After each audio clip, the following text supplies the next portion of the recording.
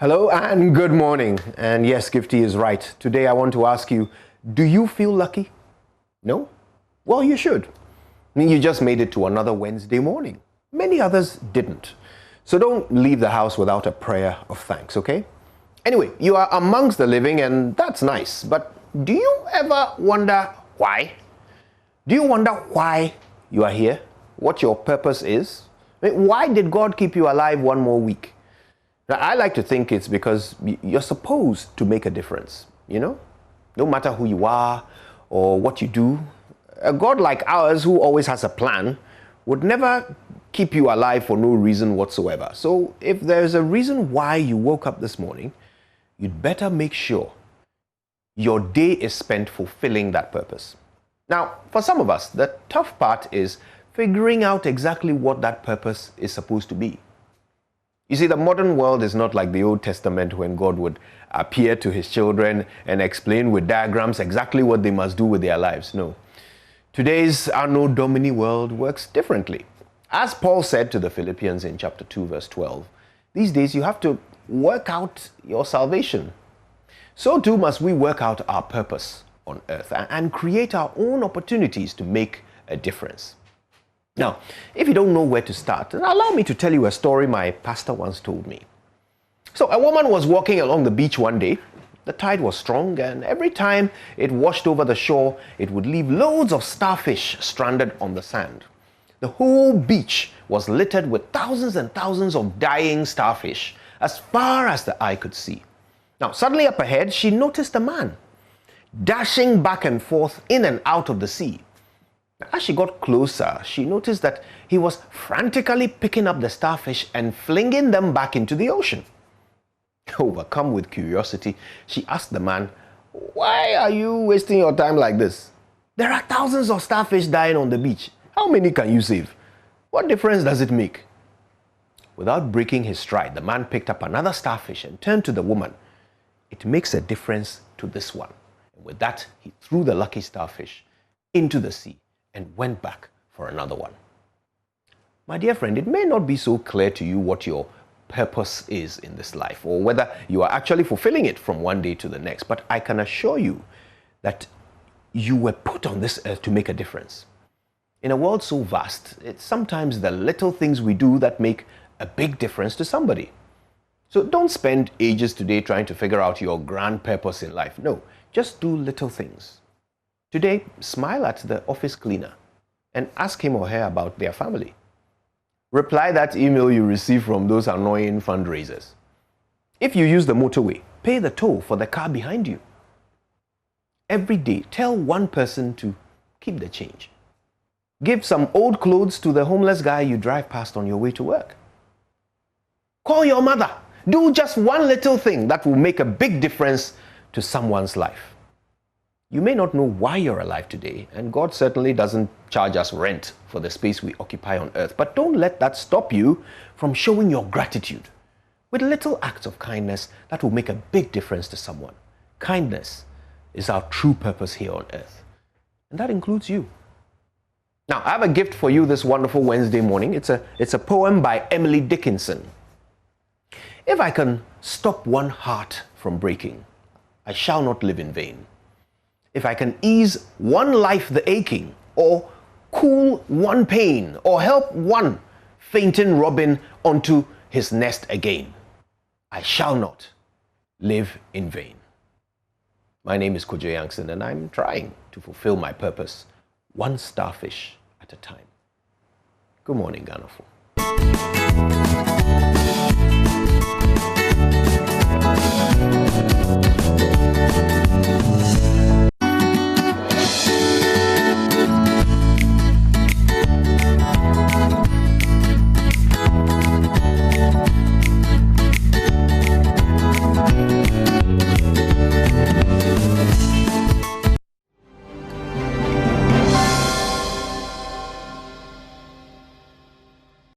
Hello, good morning and welcome to the AM News with me, Mapita CBD. Now, in our first story, 6 more persons have died as the novel coronavirus hits the country, records another the country records another grand milestone as far as case management is concerned.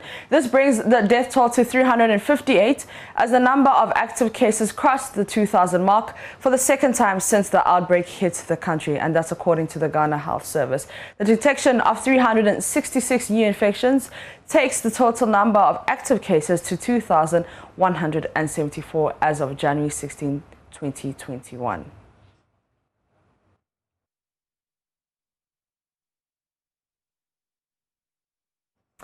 Now, for over a year now, the country has been battling the deadly coronavirus pandemic, which has cost more than 350 lives. The majority of these deaths were, however, said to have been as a result of underlying conditions, especially among the aged.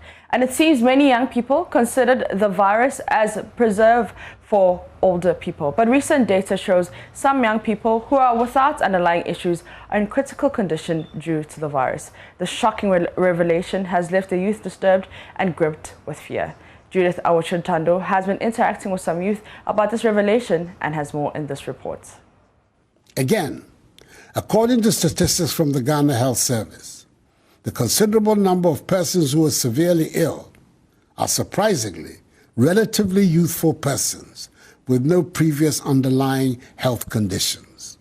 That's the President Akufo-Addo during his 22nd address to the nation on the COVID-19 pandemic. The latest deaths from the virus seem to be sending shivers down the spines of many. It has been confirmed that many people in critical condition are young and are without underlying health issues. Meet Lois Bedo-Nkansa, a 21-year-old student of the University of Ghana who was very disturbed about the virus. So it makes me really worried to leave the comfort of my home, to be in such a big place where I'm at risk all the time, sharing a room with someone in the same dorm, on the same floor. The possibilities are endless with how quickly and how seriously you can get the virus. You can die. Like, it's very mind-boggling. She admits the hikes in cases should be a big worry to everyone, including young people. You see, at first, I actually thought that I don't have any underlying problem that could trigger me dying from COVID. But now you don't even need anything to die out of this new virus, this new strain of virus, and it's really scary. For her, coping with the virus in school has been more than a hurdle. We can't see the virus, we can't feel it, we can't touch it, but it's there. So you always, like, your life is now pinned to the nose mask, and it's really uncomfortable having to sit with it, studying all night, all day. It's uncomfortable, and all the activities that made school fun have been taken out of the picture all of a sudden, like in a flash. Everything is gone. The drink cups, the social gatherings, like the fun of university life has been cut off so suddenly. Some others have expressed concern about the way the youth in Ghana have taken the virus for granted. They say they are doing all they can to prevent the deadly virus from shortening their lives. It has always been scary. We just have to protect ourselves and just follow the protocols. Because as at now, everybody can get in contact. You don't even know who, even the person you're talking to, whether the person is safe or not. I think in Ghana it's much scary now because you see a lot of people dropping their guards. They are no longer wearing, you sit in the church hall and you see a lot of people no longer wearing their masks and all of that. It's really, really bad because most of them were thinking that like it only affected the aged, but as it shows right now, that's false. And then I think the youths really need to get educated. The big call on all is to mask up because COVID-19 is now no more respecter of age. Judith Awachintando report for Joy News.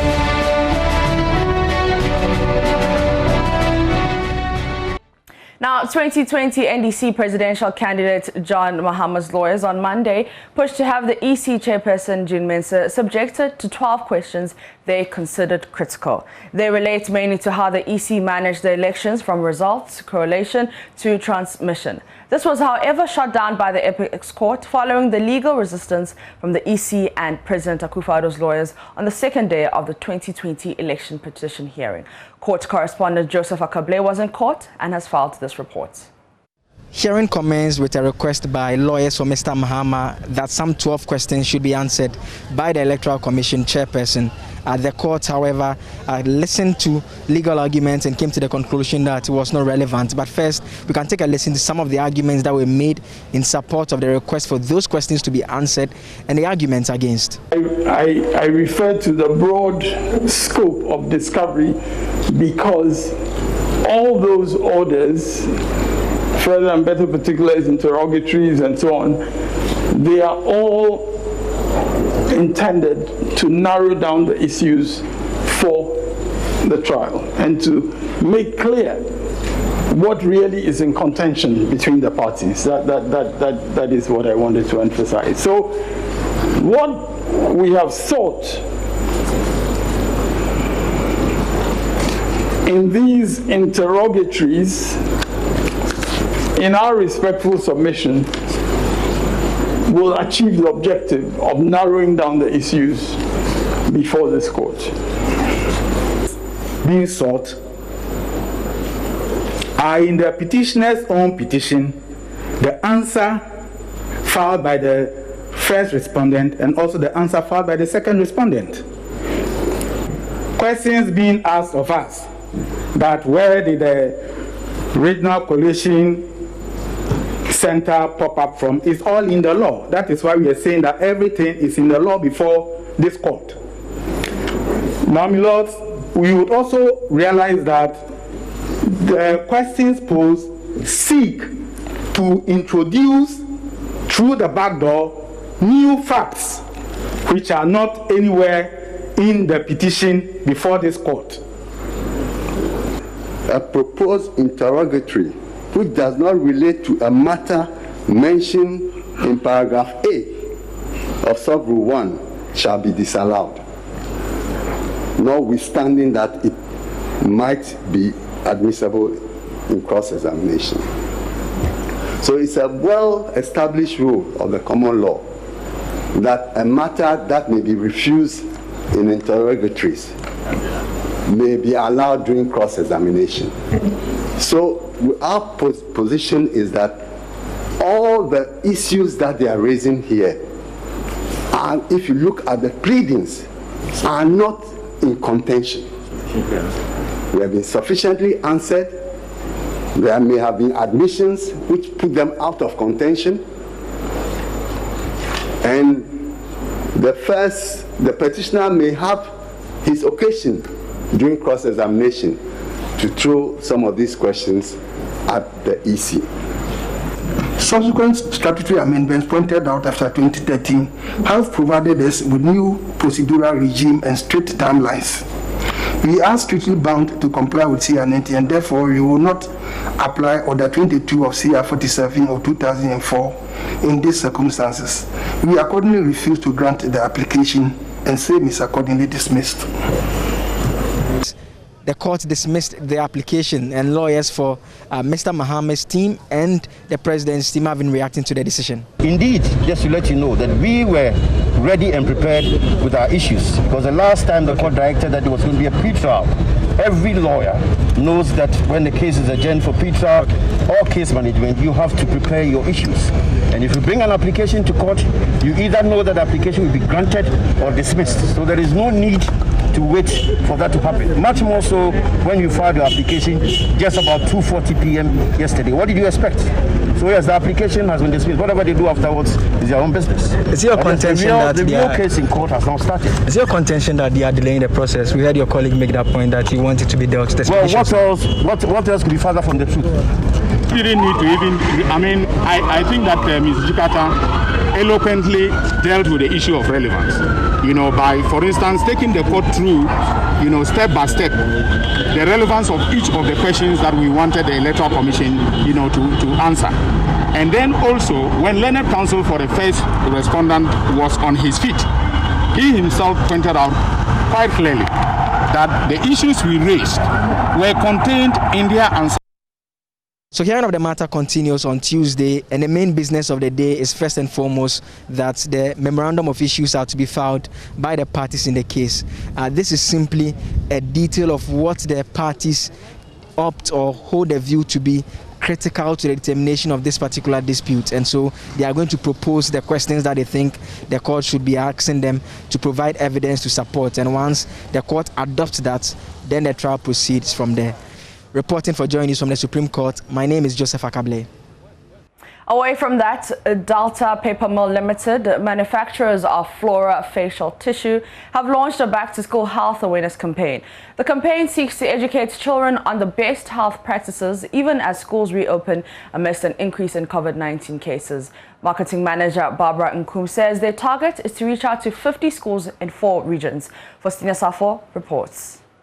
A recent surge in COVID-19 cases has got many parents worried about the safety of their children as schools reopen across the country. Already reports of pupils flouting basic safety protocols have dominated local media reports 2 days into the new school term, pushing the National Inspectorate Board to serve notice it will begin shutting down schools that fail to ensure their pupils adhere to the safety protocols. Stakeholders agree sensitization efforts must be intensified, especially at the basic level, to ensure compliance, but the government cannot do it alone.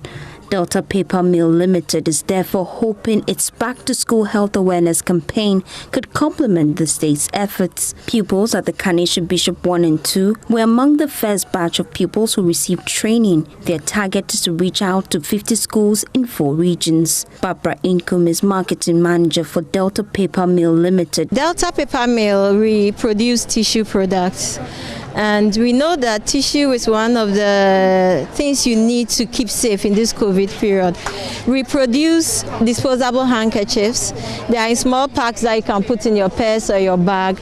And we thought that at this time it's important we give some to school children so that they can use it in school and be safe.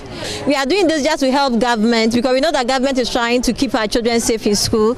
Government alone cannot do it all, and since we produce tissue, we just decided to do our bit to support government in this initiative. The group also donated facial tissues and disposable hand towels to teachers and pupils. Headmaster of Carnation Bishop 1 and 2, while applauding the effort, urged corporate Ghana to emulate the gesture. We are saying that we are grateful unto you, because the donation has come at a time that we need it. And we are going to make good use of it. We are going to make sure that the beneficiaries, the students and the teachers, benefit from it. We are saying that this donation has come to augment whatever the government is providing. So we are so thankful unto you. Some of the pupils pledged to observe the safety protocols, though they admit adherence has been difficult. At first, we sit at 2, but now we have bring social distance. Sometimes we sit at 1. But if you come to school, we come around 6:30. But if you come, we wash our hands, we sweep and do all things, and use sanitizer. We enter the classroom, but we have Veronica bucket too. Then we get inside. So we thank God that they are bringing us this, but or whatever they have said, we will do it for them so that we all abstain from COVID-19. And fellow Ghanaians, let's stay away from coronavirus, and we should take the rules from the government so that we can protect ourselves. Faustina Safo for Joy News. That's it for the AM News with me, Mapisa Sibili. The AM show continues with Enimwa and Gifty.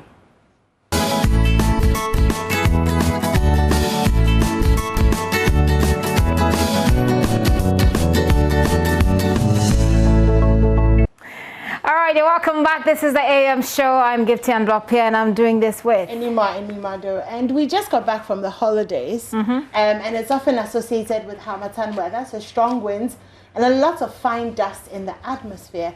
But during the Yuletide, there was no sign of that. Anyway, the meteorological agency says that way. I know. Says we should expect it. So the agency issued a statement Tuesday night, which reads, the Harmattan is expected to intensify over the country from tomorrow, January 20th, 2021, and continue into the weekend.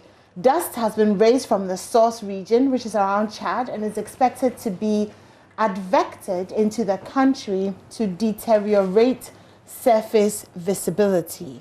So, well, they're saying that due to the influx of the dry and dusty continental winds, the northern half is expected to be drier with a relative humidity of less than 20% and below 50% over part of the southern sector. So, I mean, I just try and break that down a little bit. They also say that the intrusion of dryness increases the probability of fire outbreaks. So essentially, they're saying that it's going to be drier up north, which we know already, but you have to take note of that, and that will increase the possibility of fire outbreaks. Yes, exactly. So the general public is advised to be cautious of handling naked fires and be careful on the roads due to poor visibility.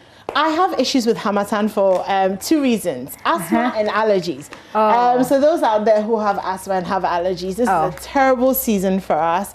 We have lots of breathing issues, a lot of allergy issues. So stock up on your antihistamines and make sure you have your inhaler on standby, because apparently the weather is going to get not so good for those of us with not so good. But good thing is, I mean, I in my coverage of the northern region, I've seen several times, even when it wasn't there was no COVID, I've seen people wearing masks.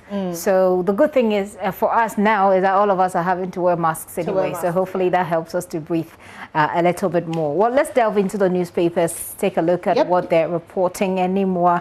Do you want to start with the Daily Graphic? Sure. I can start with the Daily Graphic. And on the front page, government will import safe COVID-19 vaccine. That's according to the president. And I'm wondering why education hasn't started on that already. One would expect that by now, you know, there would be some, yes, for the vaccines. If our plan is to get them and give them, are we waiting for them to get here before we start talking about them? Because people have a lot of issues and conspiracy theories and a lot of myths that have to be debunked. Well, I think that we're not there yet, quite frankly.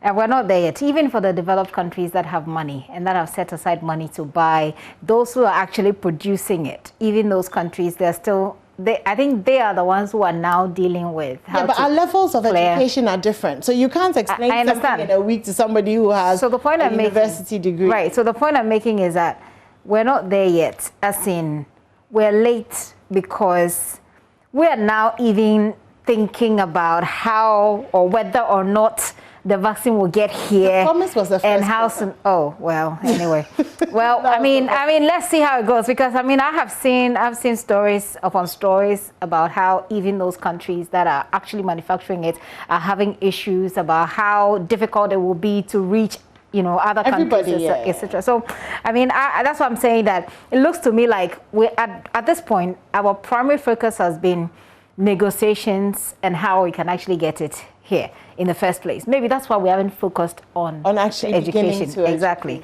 That's the point I was trying to make. But anyway, we'll see how it goes. Well, other stories. Election petition. Supreme Court dismisses Mahama's application. President reduces ministries to 29. So defeated ministers, that's quite an interesting way to put it.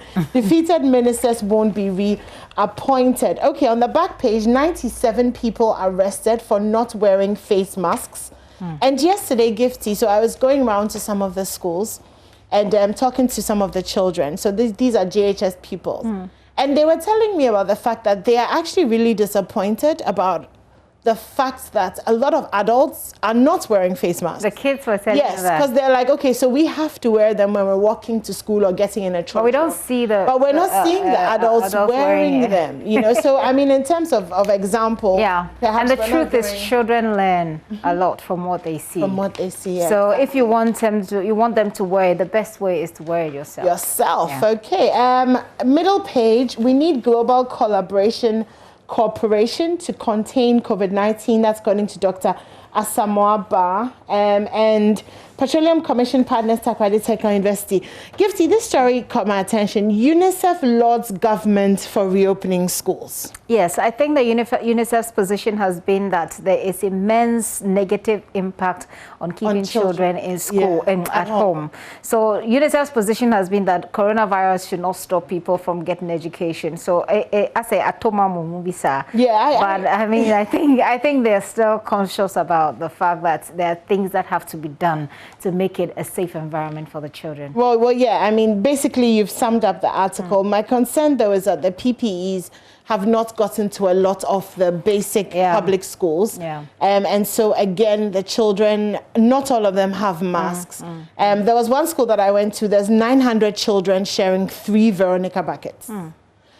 So balance. I really balance don't know. is better. Balance for better. I really don't know. So that's the daily graphic. I really don't know. All right. Well, let me follow that up with the Ghanaian Times newspaper. On the Ghanaian Times newspaper front page, government set to procure COVID-19 vaccines. That story was in the daily graphic, as Enigma read as well. But that story is on page 17. If you have the Ghanaian Times, you can find it there. Begins vaccination in next 6 months. Now, I want you to write that down. Next 6 months, okay? And that's coming from the president. So hopefully we'll hold them to their words and hopefully hold them accountable as well. But there's a story that intrigues me also on the front page of the Ghanaian Times. It says U.S. President-elect Joe Biden takes office today. And yesterday I was watching him in his hometown, so to speak, of Wilmington. By the way, Wilmington is a beautiful place. Let me say I've proudly been there before. I've been to Joe Biden's hometown. Home state. Yes, home state. That's the right expression. So, and in Delaware, and he seems to be a very emotional man. I think he was also talking about his son, and he broke down. It was very emotional. So today they're having this inauguration that's extremely different from what they've known over the years. There aren't going to be people in Washington. There aren't going to be there's going to be a lot of security personnel from the National Guard. So many of them. Is going to be very interesting. Joe Biden himself has been telling people to stay at home and watch it on TV. So hopefully we'll see how it goes. But congratulations to him. Someone was asking me, I wonder what Donald Trump is going to do when he gets out of the White House. I guess maybe go back to his business. Manage his business. I think that was exactly the answer I gave to the person. Well, I'm still on the Ghanaian Times front page. Ongoing election petition, SC tosses Mahama's motion, page 15. And it comes with a picture of John Mahama, the running mate for the party, Professor Jenano Pokwajman, and the party's chairman. Let's take a quick look at the center spread and what it has. Center spread of the Ghanaian Times. Let's see. Oh, I should have sorted this out earlier. Pardon me. Okay, so here it is. GHS, as the Ghana Health Service intensifies testing, contact tracing to prevent spread of COVID-19 variant. It comes with a picture of Dr. Anthony Asari. And then U.S. President-elect Joe Biden takes office today. That story is in the center spread. Government set to procure COVID-19. So all the big stories are in the center spread of the Ghanaian Times newspaper. What do they have on the back page? Ladma refurbishes dilapidated school. This morning, the big words are plain to you. Ladma. No, actually, dilapidated. Dilapidated. And should I know a big word? Yes, sorry. Well, the Western region also records 116 deaths, 910 injuries in road crashes. COVID is there. Road crashes are also still taking lives. Yes, almost over 2,000 last year. So. All right. A lot. Okay, so I'm moving to the Daily Guide. And on the front line, COVID vaccines coming. So that story here again. Judges dismiss Mahama's 12 questions.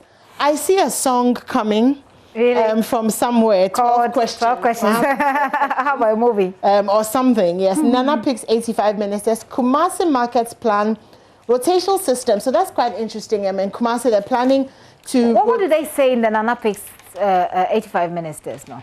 Nana picks 85 ministers. Where's the story? It's on page 3. Okay, can we take a look at the details? Yes, can I finish my rotational story? Okay. Okay, so Kumasi markets are planning a rotational system, and so it will be most likely like a week on and a week off. I don't know how the markets women are going to feel about that because they're reducing their working hours from 4 weeks, to 2 weeks. I guess the argument to be that is better than having it closed completely, perhaps. Yeah. So I don't know what that will be like. But let's do Gifty's story. Nana picks 85 ministers. So again, it's an expectation because he actually hasn't released them, so we don't know. Which is why I wanted to get the details. Okay, so the sources at Jubilee House have indicated that the president's announcement will coincide with the establishment of the Appointments Committee of Parliament, which is mandated to vet the appointment. According to sources, President Akufo-Addo has taken a number of significant decisions with regards to appointments to be made. One of these decisions is that there'll be a considerable reduction in the number of ministers and deputy ministers to be announced, so from 126, and we will not exceed 85. Okay. And also, the number of ministries is also set to reduce from 36 to not more than 29.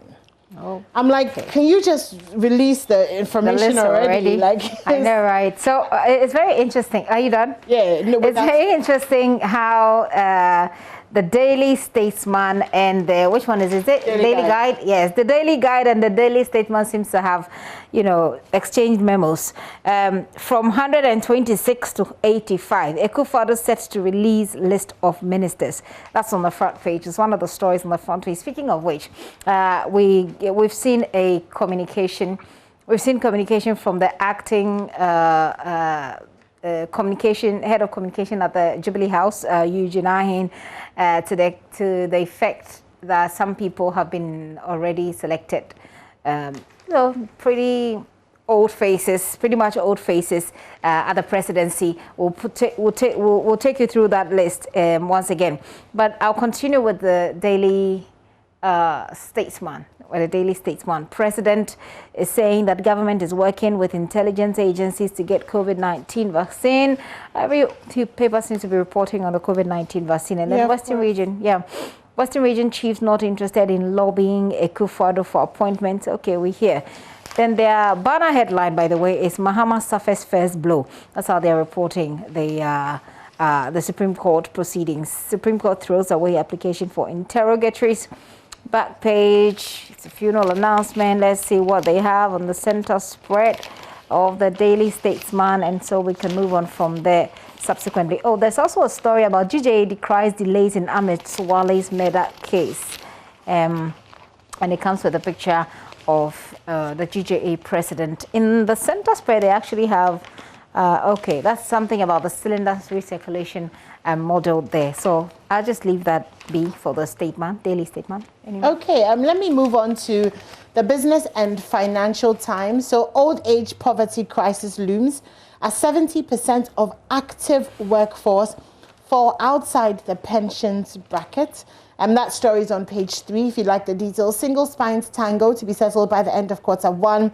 And over-reliance on FDIs undermines AFTA's rules of origin. And my good friend Mame Awinado on the front page there, speaking about that. In the middle of the newspaper, the center spread, as Gifty calls it, Africa's CEO Forum and IFC gear up to rethink continent's financing needs. Roberta Annan is going to be speaking at the UNCTAD Trade Policy Dialogue to commemorate 2021 International Year on Creative Economy for Sustainable Development. That sounds interesting. And Stanchart Climate Innovation Center support women-led tech firms with over $150,000. We're always excited to hear women in tech, aren't we? Doing crazy, amazing stuff. That's cool. That's it for the Business and Financial. Okay. Well, let me follow that up with the Finder newspaper. Finder newspaper has a lot on the front page. I'll start with the second term. So this one comes with a picture of President Akufo-Addo, as you can see there, right there in your screen, on your screen. Second term ministers will not exceed 85, 29 ministers. We hear President to release list before week ends. Ministers, deputies who lost MPs out. So it's a story that's running through the Finder, the Daily Statement, the Daily Guide. Yeah, I'm sure you understand what I mean. Anyway, COVID-19 Vaccine Committee completes work according to President. Arrest of the Finder journalist absurd and without legal basis. So this is a follow-up to a story where a Finder newspaper journalist was allegedly arrested actually by police for taking shots of an incident that was ongoing. And then still on the front page of the Finder newspaper, Mahama's application for EC to answer questions dismissed. I'm wondering, so the picture that Martin Pebu's picture is actually for the story on the arrest of the Finder journalist. He's describing it as absurd and without legal basis. TEWO suspends nationwide industrial action. Oh, we didn't hear much of that yesterday. Well, that's good. It's on page 4 of the Finder newspaper. Opare Duncan to act as National Security Coordinator, page 5. That follows the unfortunate, death of Mr. Tremi, the National Security Coordinator. Center spread looks like an advert. Back page, adverts as well. Okay, so let's move on to the Daily Dispatch. And Gifty, I'm sure you are familiar with the Joy News documentary and the Joy News story Erastus Asaridonko has been following on Galamsey. Yes. Well, that's on the front page of the Daily Dispatch. Okay. Military investigating how 30 soldiers were protecting illegal Chinese miners. Fallout from the Joy News story. So let me just tell you about that a little bit. Okay, so the team went to Manso and to see the forest and the destruction and degradation, and all of that was visible from miles away. There were lots of abandoned pits and mining settlements dotted the road, leading into what is left of once a very lush forest. So when they got there were 7 Chinese nationals who were quickly located and arrested. The Chinese were later released. But I think what is really worrying is that a young military officer drove into the compound in a pickup truck whilst the Love News reporters were there, started making some calls, and within 30 minutes, the entire place was crawling with over 30 angry armed military men. Now, for hours, members of this task force were surrounded and prevented from moving their vehicles by armed soldiers and a backup of known faces from the Delta Force Group, led by the owner of Heritage Imperial Company, Donald.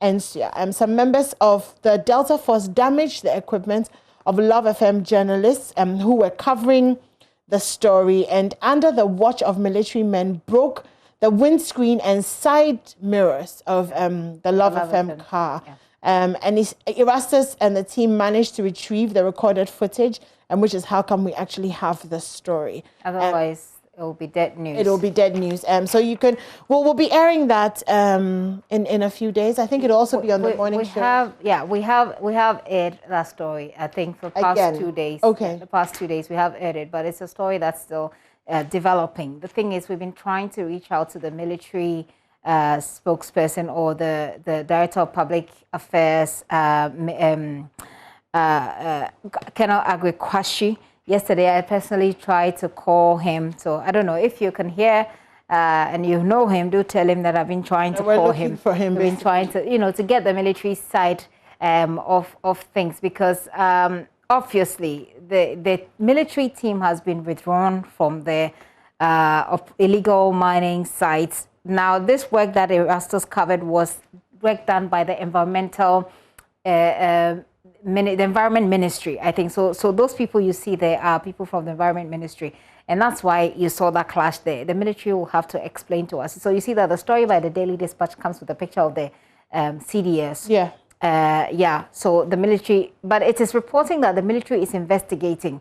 And that's the side that we haven't heard from Colonel Agwekwashi as yet. But this really is a terrible story. It's very disturbing. Okay. So that's it for the Daily Dispatch. We'll go to our online stories now. Okay, well, City Newsroom, starting from there. Okay, we're going to start with My Joy Online. Akufo-Addo retains Frema Osei-Opare, Nana Bediatuo, Eugene Ahin, and others at the presidency. If you'd like a more comprehensive list, if you go to My Joy Online, it's on there. Will Berry Rollins in Anglo State family reconsiders date and location for the rights? Okay, I thought that was pretty much settled. 6 more dead. Active COVID-19 cases crossed 2,000 mark again. And Gifty, if you go to the Ghana Health Service website this morning, they've updated. They hadn't updated for 2 days. They've updated this morning. And over 2,000. So some pretty scary stuff. Yeah. I hope you're staying safe out there. Wear your mask. Keep your distance. If you don't have to go out, don't go out. Wash your hands with soap and running water. Sanitize when you can. And let's not get complacent. High Court dismisses embattled FDA lawyer's application against Manasseh Awuni. That's for My Joy Online. Okay. Well, I still have the Publisher newspaper and the Ghanaian Observer, which I didn't go through. The publisher says will source suitable COVID-19 vaccine. Akufo-Addo, President appoints Frema 12 others, like you saw that story at myjoyonline.com. Then Mahama again. files fresh case as SC blocks 12 questions. The Ghanaian Observer is reporting that mix of old and new Akufo-Addo's ministers won't exceed 85. And U.S. City of Stonecrest honors Angel Group president. Okay. Government begins talks to import COVID-19 vaccine. A lot of the newspapers reporting that one. Supreme Court dismisses Mohammed's 12 question also here. And Bahmia shows gratitude to staffers. Yeah, take. Okay, so citynewsroom.com, Rollins family demands remains after state funeral. Government will do its best to protect students in school. That's according to the president. Eugene Ahin, Fremarcel Pare, Bedieto, others maintain as presidency in new appointments. Nyaho Medical Center to transfer non-COVID patients to other hospitals. So that came out yesterday. They designated the airport site as a COVID-19 site. Carlos ballot snatching. There's a story on Carlos's ballot snatching, his Usain Bolt's annex gimmicks. Okay, so BBC, Trump pardons Bannon in final acts of clemency. So Donald Trump has pardoned 73 prisoners. I think it would seem, go on BBC and you'll find the story that Trump imposes visa restrictions on unnamed Tanzania. He's really trying to make the news before he goes, isn't he? Africa Live, France to adjust military strength in Sahel region. That's it for BBC. Oh, let's do some sports. Leicester to go top with win over Chelsea. Good morning to all the Chelsea fans out there. Okay, well, coming up next is the sports news here on the AM show. Don't go anywhere.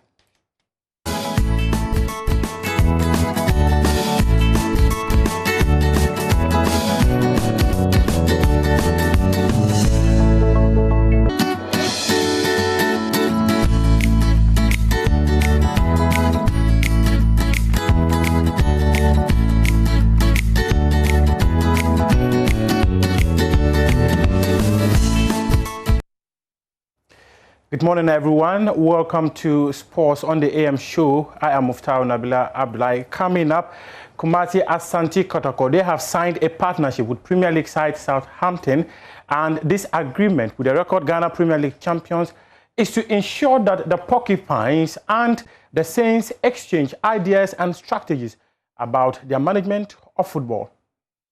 Southampton will share their industry-leading coaching expertise to help Kotoko realize their ambition of building a sustainable academy and pathway to the first team, with year-round remote support supplemented by regular visits to Ghana throughout the partnership from the club's international football partnership team. The partnership will include academy staff exchange visits between the UK and Ghana, as well as opportunities for Kotoko's young players to attend annual UK player development camps and experience the Southampton Academy methodology firsthand when travel corridors open up and it is safe to travel. Southampton will also support the development of Kotoko's commercial and operational strategy through collaborating on key projects. Based in Kumasi, Kotoko have been champions of the Ghana Premier League a record 23 times, have won the CAF Champions League twice, and were named the African Club of the Century by the International Football Federation of History and Statistics. The Porcupines signed a similar deal with Sunderland in 2013. Many are hoping that this new partnership would have Kotoko benefit massively as they want to exchange ideas and also build their academy. Now let's do something on Premier League football, and veteran Ghanaian coach J.E. Sapon, he says that it will be difficult for Ghanaian clubs to keep their best players in the domestic top flight. Wafa's top striker Daniel Lomote is set to complete a move to Tunisian side AS Soliman. Lomoto currently leads the top scorers chart in the Ghana Premier League with 8 goals in 9 matches. Coach Sapon is not blaming local clubs for selling their best players in the middle of the season. We may not get the quality we want if we try to push our players outside, players who are performing well in our league, to go outside and play for outside teams. But of course, you and I know that the financial standing of our clubs are not all that strong, so they derive their money from the sale of these players. Is there any way at all we can get our players to stay just a while longer? Well, there is a way out, but I think that the money, the wages paid the players are not enough to keep the players here. You understand? The empowerment go away. It used to be, and it will continue to be. There's no way a player who is developing will stay in this country. But he wants to join the Black Stars. And the only way to go is to go outside, and play, and then for the handlers to get you back to the Black Stars. That's another factor. You see, that's why I'm saying that if we are able to organize our league very well, very strongly, you see, and then pay the players the remuneration that we need, they will stay here because home sweet home. But it's not going to be. As I speak with you now, somebody might be moving away without, at the hindsight, we don't know. Or it's low motives that has come out. But somebody must have left the country. You know, so there's nothing we can do about it. We have to maintain this thing. Look at what happened in the CHAN. We don't have we didn't qualify for CHAN. All because of these things. Our good players are leaving the shores of Ghana. So how do you get a good team to represent us? So it's a very big problem. A huge problem for Ghanaian clubs to keep their best players in the local scene. Lomote has been with Wafa for 4 consecutive seasons, and now he's going to be plying his trade in the Tunisia League. Now let's do something on athletics, and the Ghana Athletics Association, they will be organizing cross-country to select the best distance athletes to represent the country in Lomé. Bao Fuseni is Secretary General of the Athletics Governing Body and has more. At the local scene, we're planning to do one local championship, but we look at it and say, at what benefit will it be organizing championship now when the indoors has not yet even started? So we decided to push it so that they'll have the competition 1 or 2 before they go into the Kaduna Championship, before they go into the African cross country in Lomé. That's why I earlier indicated that we will do national trial for the cross country selection to the African cross country in Lomé, Togo. We don't want to do handpicking. And there's a vast difference between half marathon and cross country. This one, they were going purely on cross, so we need to pick quality athletes based on their performance. So we give all athletes in Ghana, especially the long distance athletes in Ghana, the opportunity to come and justify their selection into the team. We'll be selecting 6 boys, 6 men and 6 women, and 6 of them will run and 4 will score to the African Championship in Lomé. And in terms of the actual competitions, we will be starting at the end of February to March, so that we'll be able to have a team that will go and represent Ghana at the Kaduna Championship in Nigeria and All African Championship in Algiers. That's our time will permit us here for sports on the AM show. But just before I leave, an exclusive story we have for you is that there's going to be a change of ownership for Right to Dream Academy. An Egyptian billionaire is taking over the club in a reported fee of 100 million euros. We understand that the said person is also taking over Not Just Land, which is a partner of Right to Dream Academy. A statement is being prepared and will be released at 12 noon, and we'll have details of that on midday on Joy News Today. I am Muftar Nabila Ablai, and this has been Sports on the AM show. The show continues.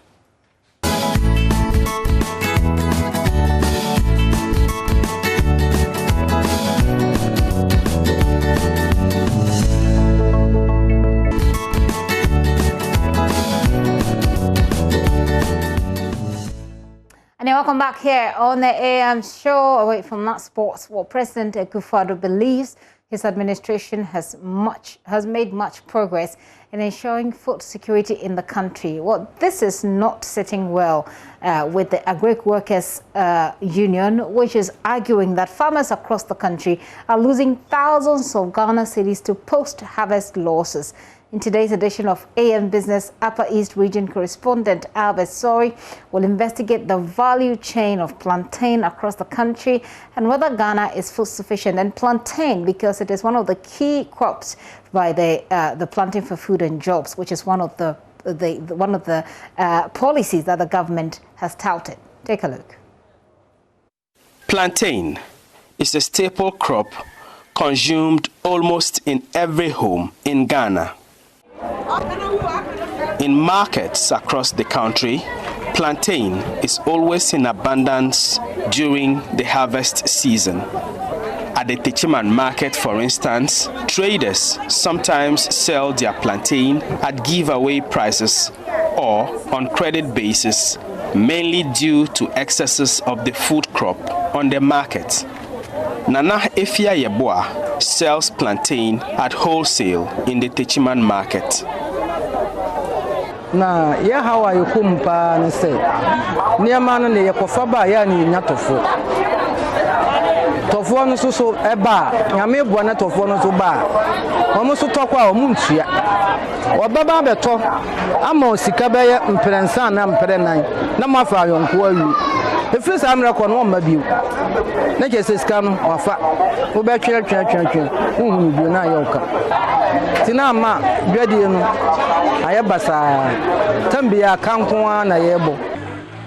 Plantain is highly perishable and therefore needs to move quickly once it is harvested and brought to the market. But this does not always happen for wholesalers like Nanefia and Josephine Adai here.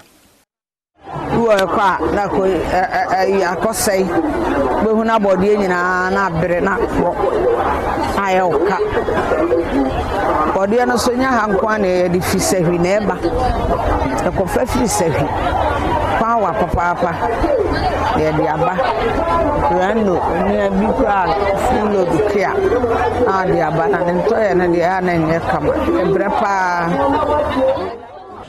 In order to break even, traders like Josephine and Nanefia have to try selling their produce in other markets.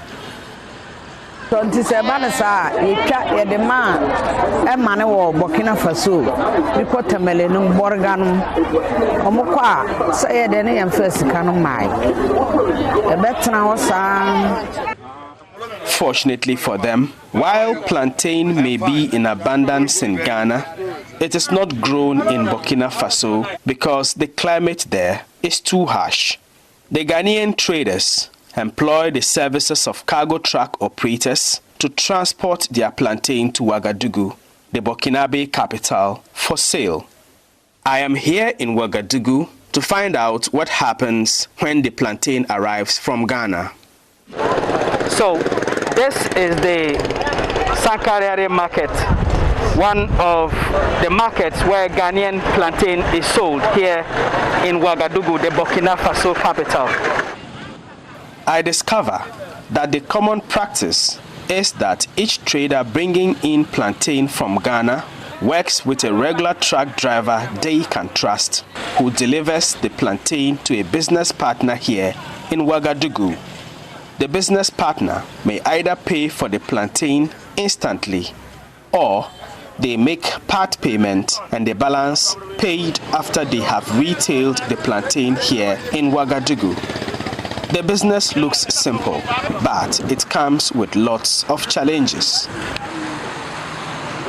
Here at the Kalgonde suburb of Ouagadougou, I meet the Ghanaian drivers who come to deliver plantain at the Tolise yard, a popular lorry park.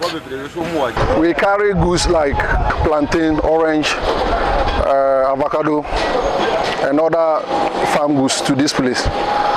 The market women will buy it from Ghana, then we bring it here to those here so that they will sell. And then they'll give us our lorry fare and then we'll go back. We have a lot of challenges here.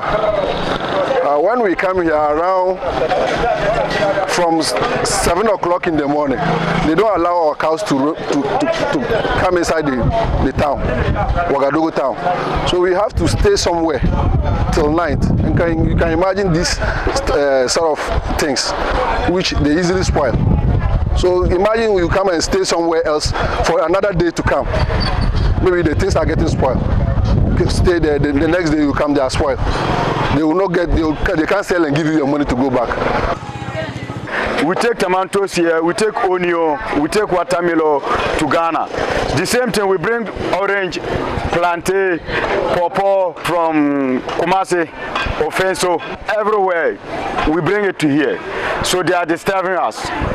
You see, when we are about to enter, our problem is the police. We make a duty. we have our laissez-passer. That they will come and ask you the car papers. You show the papers to them, and they will tell you that beginning they pay 25,000. There you have committed. From 12 you can't go inside the town. Once to the thing that we are carrying is a food. When the sun heat go inside the food, before you enter it will spoil. So when the humans do sell, it will against them. You see. Away from the truck drivers from Ghana are the Burkinabe plantain dealers.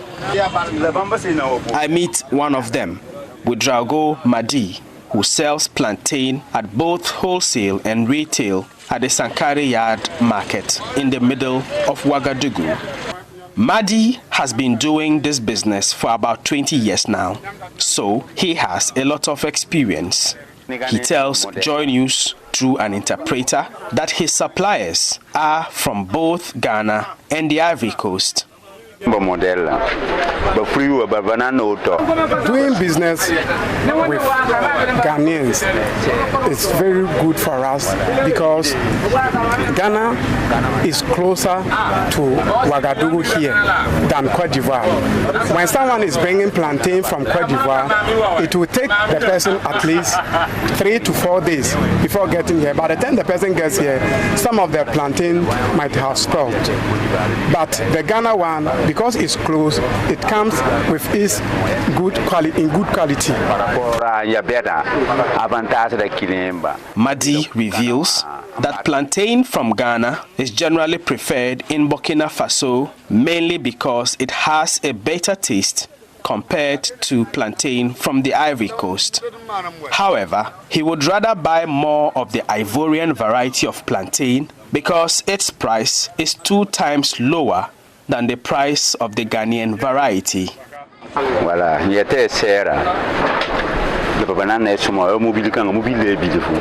Our main challenge with plantain from Ghana is the price, but it is of high quality.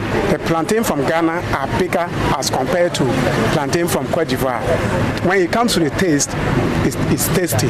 You know, it helps them because it's bigger. The people also come and then they choose the big ones. The only challenge is the price. If the Ghanaian businessmen or women will reduce the price a little bit so that it will be competitive as compared to the Cote d'Ivoire one, I think the business will be very good for them. To put it in a better perspective, Madi shows us this cargo truck here and explains that the price of a full load of Ghana plantain in this truck can purchase 2 full loads of the same truck of plantain from the Ivory Coast. We meet another trader, Lamine Sana. Sana also buys plantain from Ghana and the Ivory Coast and sells it here in Ouagadougou. For him also, his customers prefer Ghanaian plantain, but he is very careful about the quantity of it he purchases because compared to Ivorian plantain, Ghanaian plantain perishes within a shorter time. Par rapport aux bananes de la Côte d'Ivoire, un peu moins cher. When you look at the plantain from Ghana, it's nice to see and it's big in size. But when you are talking about the quality, the Ivorian plantain is somehow better in terms of quality because it is natural. But the Ghanaian plantain, they use a lot of chemicals that makes it big. But the disadvantage is that when you take the Ghanaian plantain, it doesn't last. Maybe after 4 or 5 days, it will spoil. But the Ivorian plantain can be in the truck for 10 days and it won't rot. De 4 à 5 jours, on sent que ça commence à pourrir. In effect, Ghanaian plantain is far more expensive here in Ouagadougou, thereby creating a situation where dealers like Madi and Sana would rather go for the Ivorian plantain, although they would ordinarily prefer the Ghanaian variety. Back in Ghana, The traders who supply plantain to Burkina Faso have some suggestions on how government can help improve the trade. Yes, Rabban Sanko Meto my no Fanko. Abandi so be a soon. What the banker, we had an obituary. Now we used to the year in Timiko Dareka. Nipano Kurabia winning if you know, like I said, we could do Bokena, Mikobisa, Sakwamana, Fian, watch them. No one said, or first can you. This are banking bomb the Toma Yanka. Oh, I buy the ideas run pass. Number one, or me alone. Nanka, send it pabe 2, 3, and Nanka, Tosakia. Oh, lot of family too much. Kia in Pami and Son and Nanya and I ran over Nanka Makam Mabon Makuludu, Amadiaba, and the old buyer, lot of family say this and a better boom, and they are very less. Actually, say, yeah, high and Crawford, the Apple near the Aban, and not the higher. Food and Agriculture Minister in the previous government, Dr. Owusu Afriye Akoto, tells Joy News he believes the fact that foodstuff from Ghana is going into other countries is an indication that government's Planting for Food and Jobs program has been successful. I know, and in the international community knows, everybody knows that Planting for Food and Jobs is having such a tremendous impact and is doing well in terms of our food self-sufficiency. That's what I'm saying. Now it's not food self-sufficiency. We've become the bread basket. You know, in Nigeria, you know what is happening in Nigeria? People are opening up, falsely opening up government warehouses and taking food. They are hungry. And their traders are coming here to pick food. You think that if we didn't have the food, Ghana wouldn't be facing the same fate? But we have surplus. And food prices have never been so low. And people can eat much better and they are much happier because the producers are producing, getting the money, and the consumers are getting it at a price that they can afford it. And what else can anybody wish? But how does government intend to improve upon this business opportunity for the benefit of the Ghanaian farmer? So now we are retraining our PPRSD staff, that's the Plant Protection Regulatory Service staff, who are there to check to make sure that plant diseases are not brought in or taken out of the country, so that they can start collecting the data. And they are at all the ports, including airports, seaports, all the land ports, together with the customs people and so on, who are collecting their taxes and so on. So we are retraining them to make sure that they can collect these statistics for us, to have a true reflection. Because these trucks which are coming from Kano and all these places to come and trade, they are not going to our markets, so the records don't reflect. See, they have their own agents here who organize at the farm gate. They just come and bulk it together and load, and they're off. And maybe you can have 1,000 metric tons of foodstuff on one articulator truck, but we are not tracking those. So it's just those we are originating in our markets that we are. So it's a huge business going on there. Our challenge now is how to regularize so that we can capture it into our national statistics. You know, and the request that we got from these women in Burkina, Ghanaian women trading plantain and others, is that we should come and set up a bank. Ghanaian banks should go there, set up so that they can do the transactions rather than putting the money around their waist and then with these gang-ho, armed robberies and so on, taking all the risk. That was one of the requests that they made to us. And actually I've passed on that information to the Minister of Finance, who, and actually I've spoken to a few of the managing directors, the GCB, ADB, to look at the possibility of setting up at least a service center where they can go and then do their transactions rather than taking physical cash and coming back with still far to change into CDs and all that, which does not allow well for our national statistics. One thing is clear. Ghanaian plantain is making its way across the borders. And if what we have seen in Ouagadougou is anything to go by, this food crop has a good potential to create jobs for Ghanaian farmers in the Sahelian market. It remains to be seen how government makes the right investments to seriously tap into this potential. From the Sankariari market here in Ouagadougou in Burkina Faso, my name is Albert Sori, reporting for Joy News.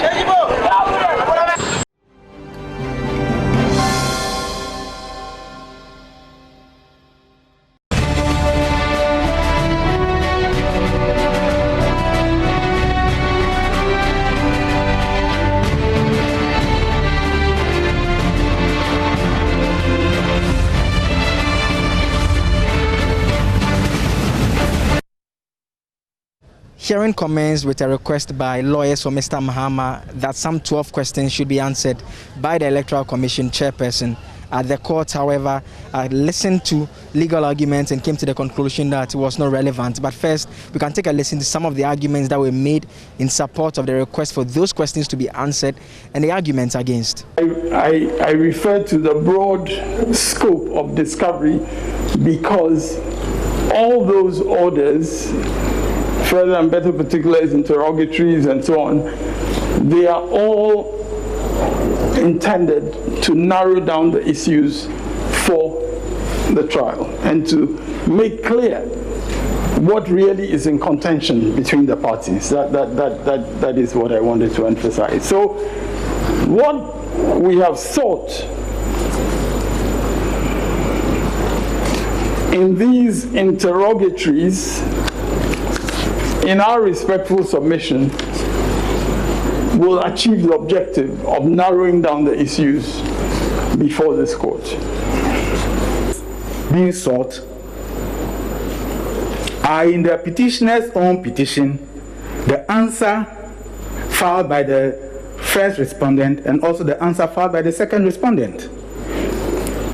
Questions being asked of us that where did the regional coalition center pop up from is all in the law. That is why we are saying that everything is in the law before this court.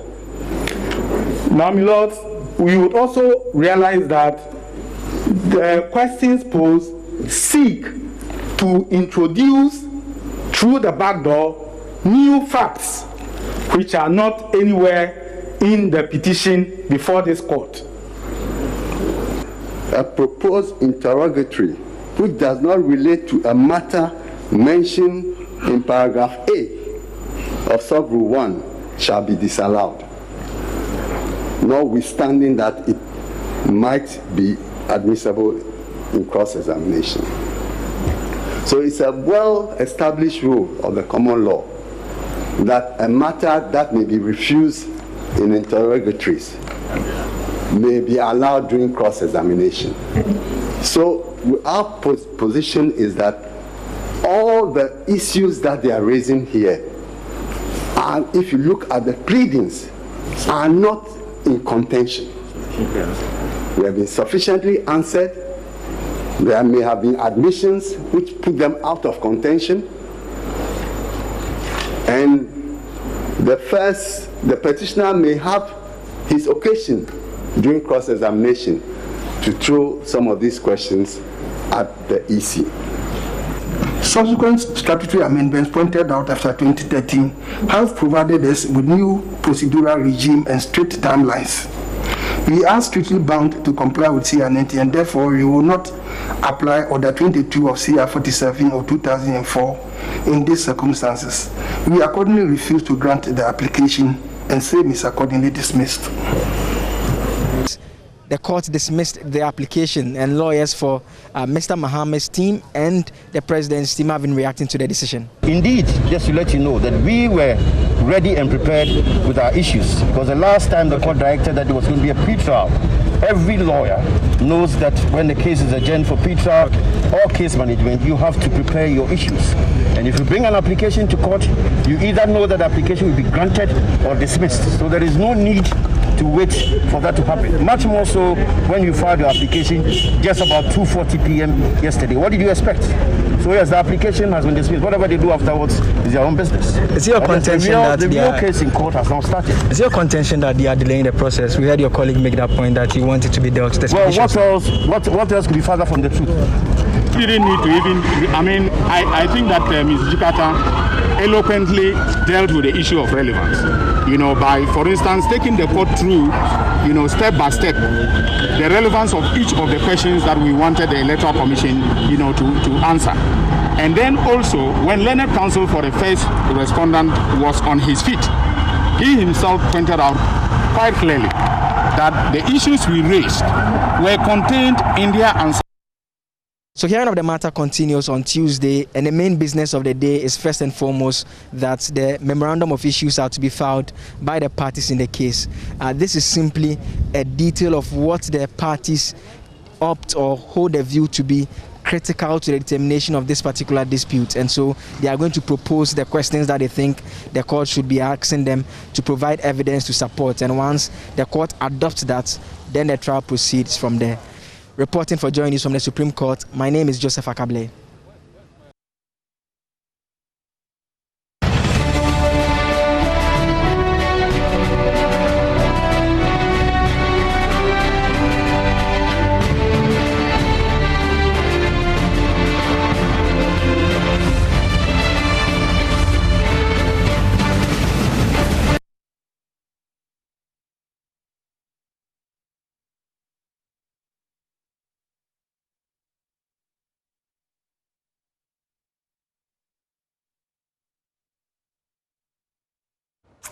And this is still the AM show. I've been doing this with Enimado.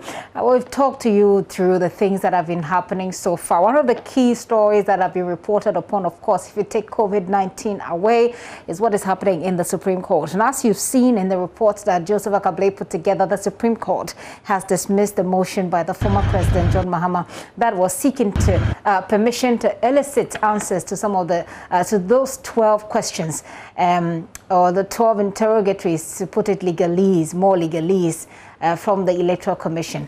Now, among others, as you may know, the lawyers for the petitioner are asking the EC to answer questions about whether or not the National Communication Authority played any role or facilitated in any way the transmission of the election results to its headquarters. Now, why is that even relevant? Yesterday, Dr. Ayene, who is part of the legal team for Mr. Mahama, had a lengthy discussion with my colleague Evans Mensah and Okojo Ponkruma, who is the spokesperson for Mr. Nana Addo Dankwa Akufo-Addo, the president's legal team. This morning, we'll carry on that conversation a bit further. I have two people joining me on the line right now for that conversation. Dr. Opokwe Duse is a lawyer and also a part of the MPP's communication team. He's joining me via phone. Doc, thank you. Good morning. Yes, good morning. Also joining us in this conversation is Abraham Amaliba, who's also the lawyer or part of the legal team for the NDC's John Dramani Mahama, who's also spokesperson for the legal team. Ms. Amaliba, thank you. Good morning. Good morning to you. Good morning. Okay, so this morning you're expected, your teams were expected back in court at 9:30 a.m. We understand that you'll be filing your memorandum of issues. That is so. What are we to expect? We've also filed to, as it were, inspect some documents. So right. That will also be put to the court. That will also will draw the court's attention to that. We want to inspect some original documents from the EC. Right, and I will go into that. I actually have you have listed 6 of the documents that you want to inspect, that you request to inspect. We'll go a bit into that. But regarding the memorandum of issues, are there any highlights that we should know at this point? No, whether or not our main issue is whether or not by the wrong declaration that was done on the 9th and gazetted, whether or not the Article 63(3) have been breached. Because 63(3) says that the person to be declared should garner or attain more than 50% of the vote. So that, for me, would be one of the main issues for the court to determine. 63 has been breached. Yes, 63(3). Dr. Duse, on your side? I didn't get a full import of his question, but I was actually asking what we're to expect, knowing that today you're supposed to be filing a memorandum of issues. Well, there's an agenda for today, and that was given in the order by the Supreme Court yesterday. So that's what we'll comply with and make sure that the issues are filed for us to make progress in the pre-trial process. Do you want to help us with what's on this agenda, our viewers? You mean the content of the issues? Right. That we will need to be able to file before it comes out. But I mean, not necessarily everything. Not necessarily everything. Because if you listen to Mr. Maliba, for example, he's giving us the sort of, the import of what they seek to. I mean, already you have what the reliefs that you're seeking, the reliefs that they are seeking, and your response has come. But I think he's saying that whether or not Article 63 was breached is one of the fundamental issues that will dictate the memorandum of issues. What can you say on your side? We will be interested in the substance of whatever happened on December 7th. I lost you. I lost you briefly. Can you say that again, please? I am saying that, can you hear me? Yes, please.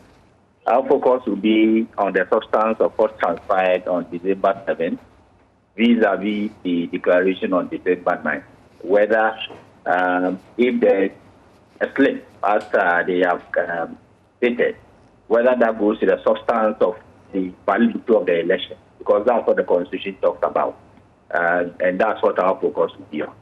Okay. Mr. Maliba, let me engage you a little bit. Yesterday, we spoke to, the spokesperson for the Nana Dankwa Akufo-Addo's legal team, Kojo Ponkrumah, who indicates that essentially everything that is happening is theatrics, as he describes it. It is something that the NDC is doing to necessarily delay the process because, as he puts it, he contends you cannot prove your initial the initial points that you made, the reliefs, that you cannot prove reasons why those reliefs should be given you. That's a segment of his own imagination. You have a lead counsel like Dickinson, and you question whether or not you can prove something. What played out yesterday during the application is a clear testimony of his ability to prove all those things. Yesterday, in moving his motion, you saw how he was being heckled and how he came up soft. We will not ask for a relief that we are unable to prove.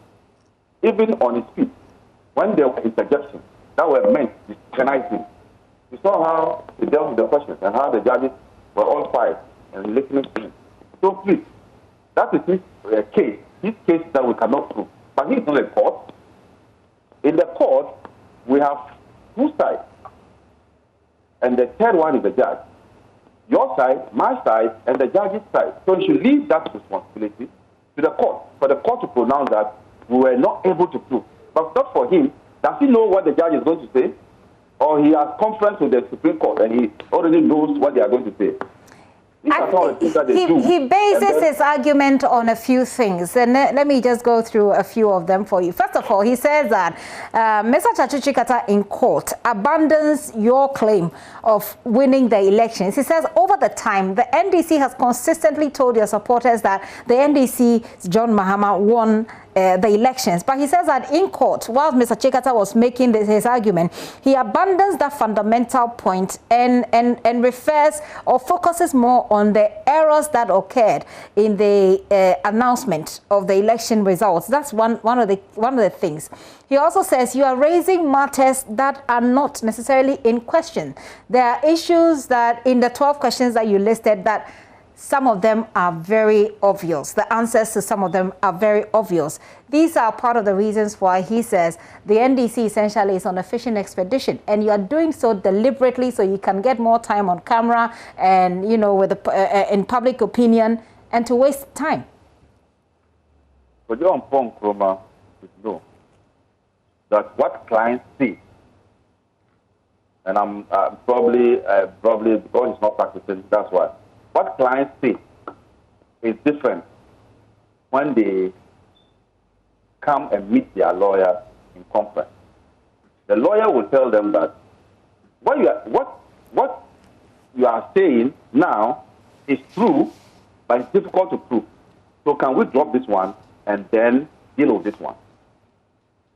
Mohammed's belief that he has won the election is different from the legal belief that the issue was sent to court should not be that belief. Chikata was not the one who went out to say that the NDC has won. So why should Chikata be tied to that statement? But he's your legal counsel. Isn't that part of the fundamental argument you are making? You don't understand. I'm saying that. Help me. When a client is at his office and claiming victory, or in his house and claiming victory, that is different from when he meets his lawyers. Let me give an example.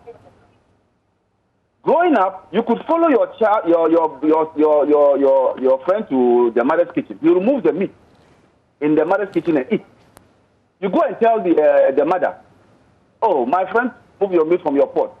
Then your mother says, the mother says, "Provide me proof." Are you going to open the belly of your friend to show the meat in there? So it's not everything which is true, which can be proven in court.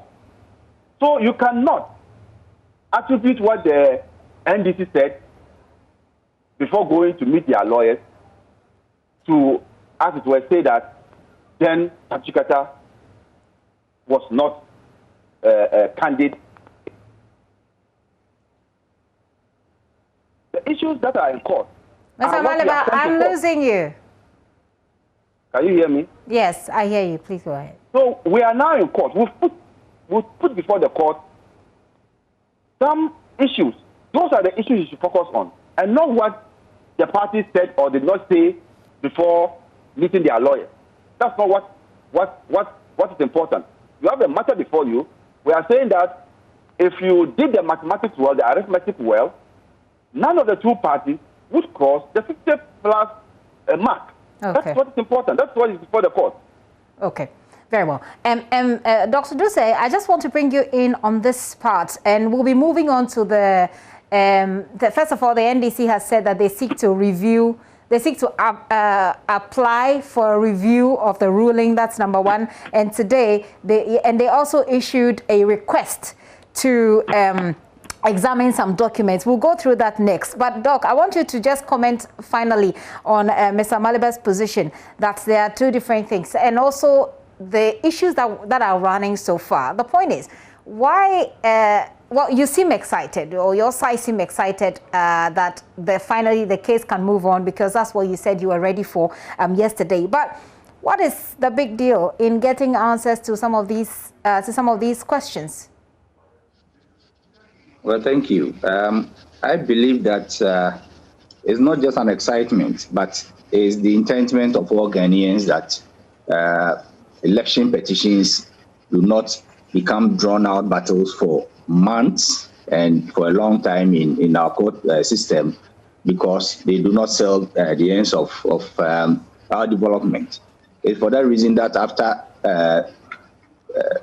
2013, we decided to change the rules so that we'll be able to have an expedited hearing of election petitions. So that it's not 8 months, and then Ghanaians will go to their TV sets listening to whatever is going on.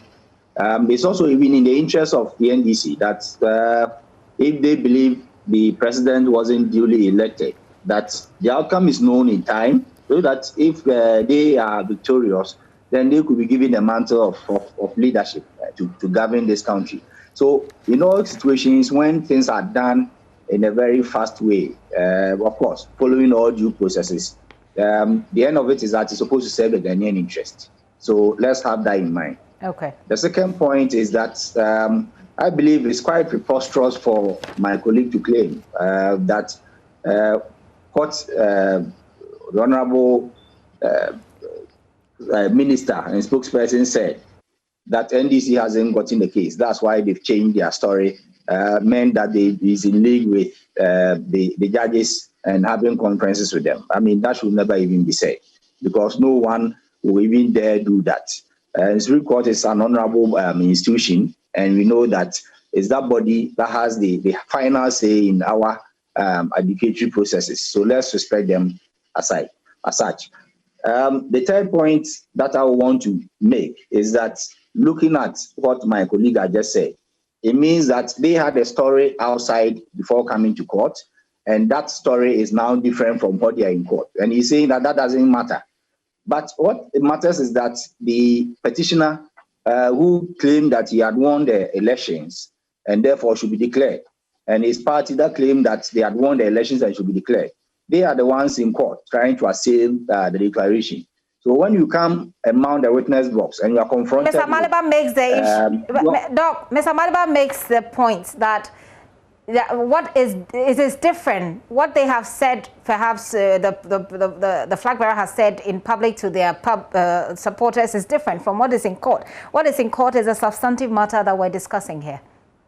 You see, they think that whatever is said outside the court can never come into the court. It can be played out to you on the witness stand, and then you'll be confronted to explain why, at the point of making those pronouncements, you knew that you had not won, but you decided to lie to Ghanaians. They should not think that it was just politics as usual. It was a very serious business we were engaged in to get the leader of this country. So if you knew that you had not won, and then you presented a story that you had won, whereas you knew that you had not won, that can be made to be confronted. You can be confronted with it. And at the end of the day, if you are not able to offer very plausible explanations, it will go to your credibility as a witness. Okay. Mr. Maliba, let's move on to what is supposed to happen today as we move on with this discussion. You have filed to, you are requesting actually to study some document, to inspect some documents, and I'll just list those here. One, you want to inspect the originals of the constituency presidential election results collation forms for all constituencies, the originals of the constituency presidential election results, the summary sheets, the originals of the regional presidential election results, the originals of regional presidential election results summary sheets, the originals of the declaration of the presidential results form, and then the records of the alleged update to the purported declaration of the presidential election results on December 2020 of the 4 constituencies in the Greater Accra region. Exactly what are you after here? You know that Jim Mensa, in declaring the results, would have to cite all these documents. Okay. We know that she will not declare results in a vacuum, except that maybe that's what she did. So we believe that these are documents that aided her to come to that conclusion that she came to on the 9th of December, and the subsequent amendments and changes that she did at the time. And so we are requested to inspect these documents because, don't forget, our case in court is that nobody attained the more than 50% mark as required by Article 333. Now, in inspecting these documents, we would come to a firm conclusion. Hello, Mr. Maliba. I'm getting some feedback from your end. I'm not quite sure what that is. Can you hear me, sir? I'm still having a lot of issues, but you were making a very strong point there. Is it okay now? Yes, perfect. Please go ahead. Okay, so the inspection of these documents would bring to our attention, the court's attention, whether or not the declaration was done without any influence somewhere, 1.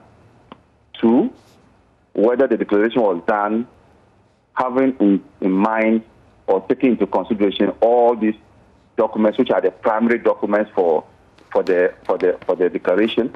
And so it is important that the people of this country know what was contained in those documents, so as to understand how those conclusions were reached in the declaration. I see. Couldn't you have done this a bit earlier? From where? You remember religious leaders well-meaning Ghanaians call the EC to invite the NDC and then the MPP and do this exercise. I remember the chief imam said so. They were adamant. So the only place, the only forum that can compel the EC to do what we are requesting is the court. And can't these facts come up during the case itself, especially since today you're supposed to have, continue with the case management? No, this is not going to impede what is happening today. We are just asking. We are not going to inspect them right here, there, and then when we are in court. No. She may not even have brought them to the court. So we are asking that she be aware, if the court agrees, that we will be inspecting these things. That's all we are saying. Okay, and so essentially it's not an application, as Dr. Ayene puts it yesterday. He says that it is a request, which means it can't be it's a request. easily rejected. It's a request that we are making, that we want. But see, anybody who is disagreeing with this one too must be somebody who is not interested in getting to the bottom of this matter. Anybody who is trying to protect the EC from providing these documents, which are public documents, which are state institution documents, must be hiding something. Mm-hmm. You're under the suspicion that someone is seeking to stop the EC from providing all these documents? No, I just heard you say that it can be granted, it will not be granted. This is a harmless request. Show me the originals of what you used to declare. How is this going to be injurious to anybody, any institution? How is this going to be a negative? How is it going to even affect anybody? Except there's something to hide.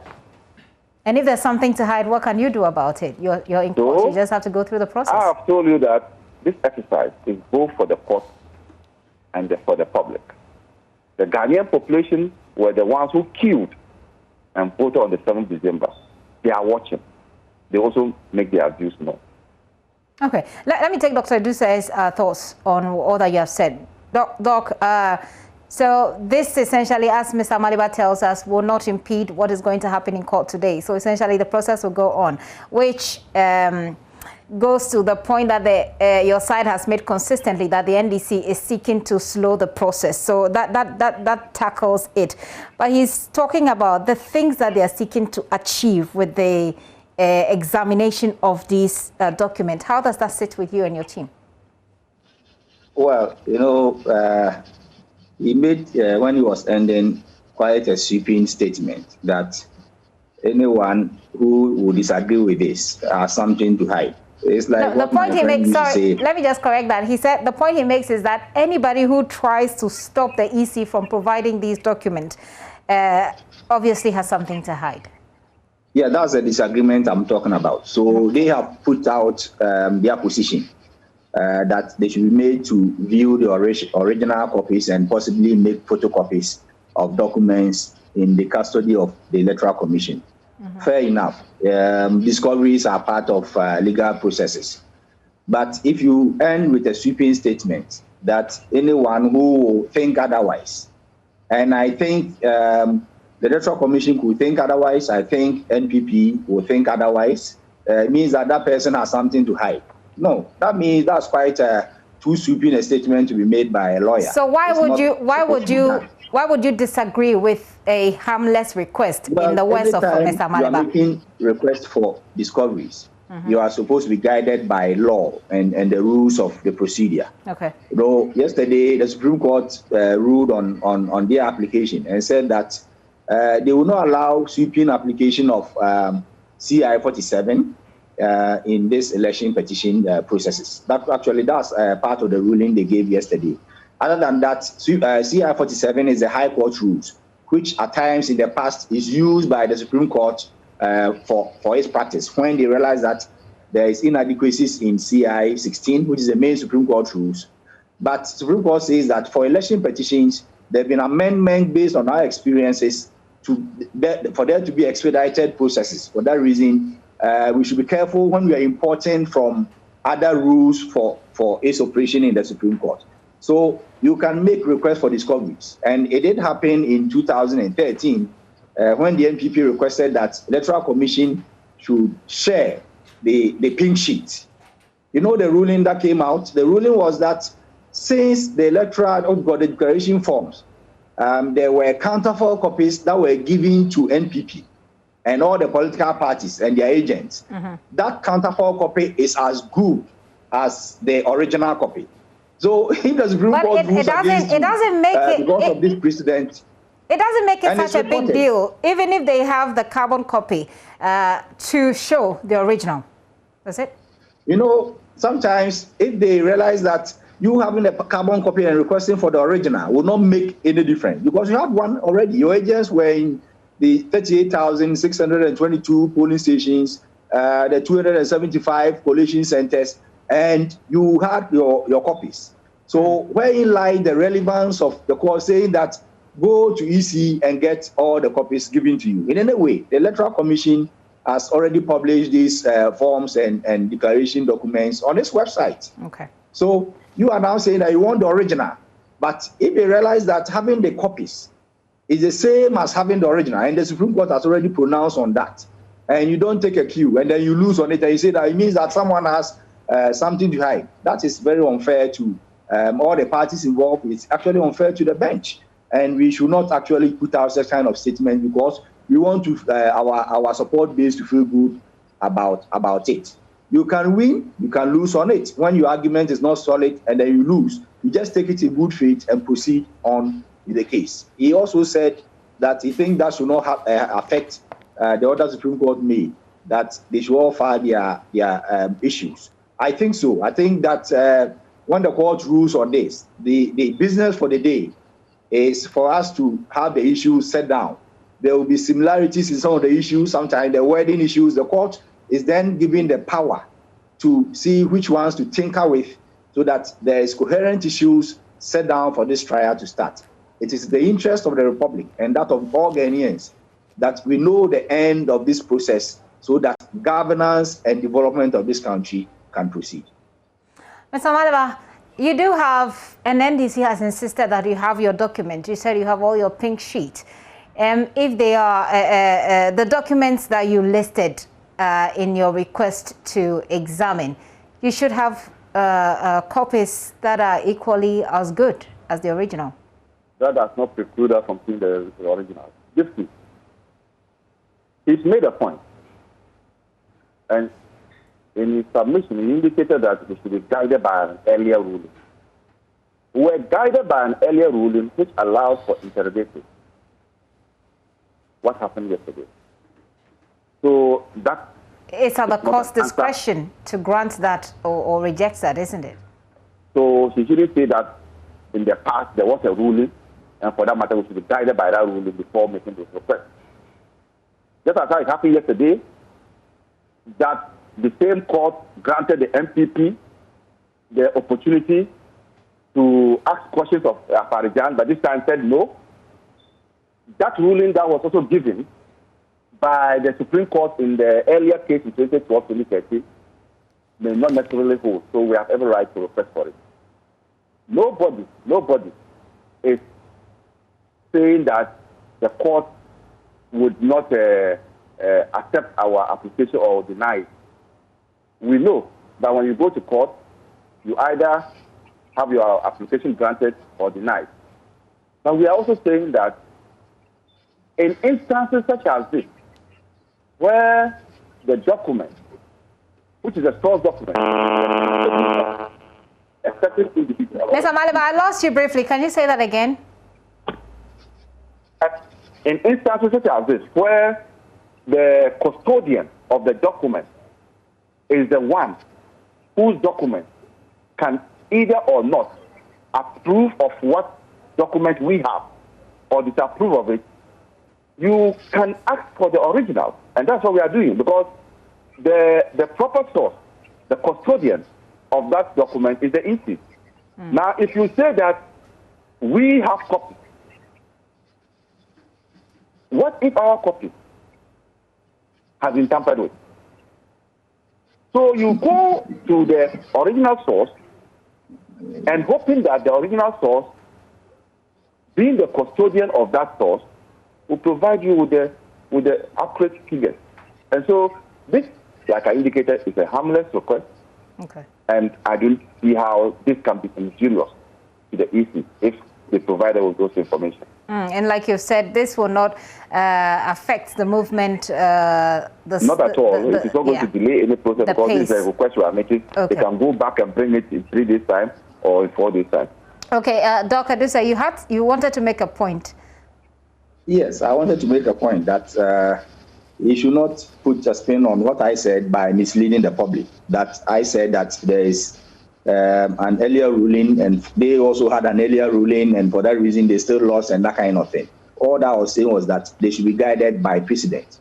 Of course, we all know as lawyers that the Supreme Court is not even bound by its decisions, and they can vary it as and when they need to vary it. In the particular case of yesterday, the Supreme Court decided to vary its decision of not allowing for those interrogatories because the rules have changed. You know, we spent 8 months in the Supreme Court in 2013, and the legislators, including NPP and NDC members, realized that that was not in the ideal interest of Ghana. So they decided to change the rules that for election petitions, you want everything disposed of within 42 days, right? Of course, the days can be tinkered with, but it doesn't mean that you can double 42 days into 84 days. So the court decided to be guided by the rules as have been set by Parliament, because CIs go through Parliament and before they come out after 3 weeks as law. And therefore, it's binding on the court for them to apply. So that's the difference they have. And in the case of the discovery, I'm saying that they should be guided by what has already happened. He mentioned that their copies might have been tampered with. By who? No, he's talking about the original copies. He said you can have a carbon copy, but the original copy could be tampered. He's saying, what if it is tampered with? Well, Doreen, is tampered by who? When it was in the custody of your agent, you don't even trust your agents to keep the sanctity of your pink sheet, and you relied on it and made declarations that you had won. Let's take these things very seriously. But in any case, I wish them well, but when they don't get what they pray for, they should not go out and bastardize the judiciary as if they don't know what they're about. These are people who taught us and are more experienced than us on the bench. And we should give them that benefit of the doubt. That is the highest court of the land. So any pronouncements we make will go one way or the other to affect us in the future. Mr. Waliba, I just want to point at something that Mr. Oponkuma said yesterday. You want to respond to what he said? Yeah. This whole civilization that the judge's ruling cannot be criticized, and that when you did that, it amounted to bastardizing the court, must be taken out from a democracy such as ours. Well, Mr. Malava, I guess there's a difference between disagreeing with the ruling of a court and bastardizing the court. If you describe disagreeing as bastardization, I'll take you on. In any case, he is talking about CI 99 that have changed the rules. He should point to me in CI 99 where it is said that applications such as what we did yesterday is not allowed. Where is CI 99 says that? But it still comes back to the discretion of the judges. Doreen, he is reversing it.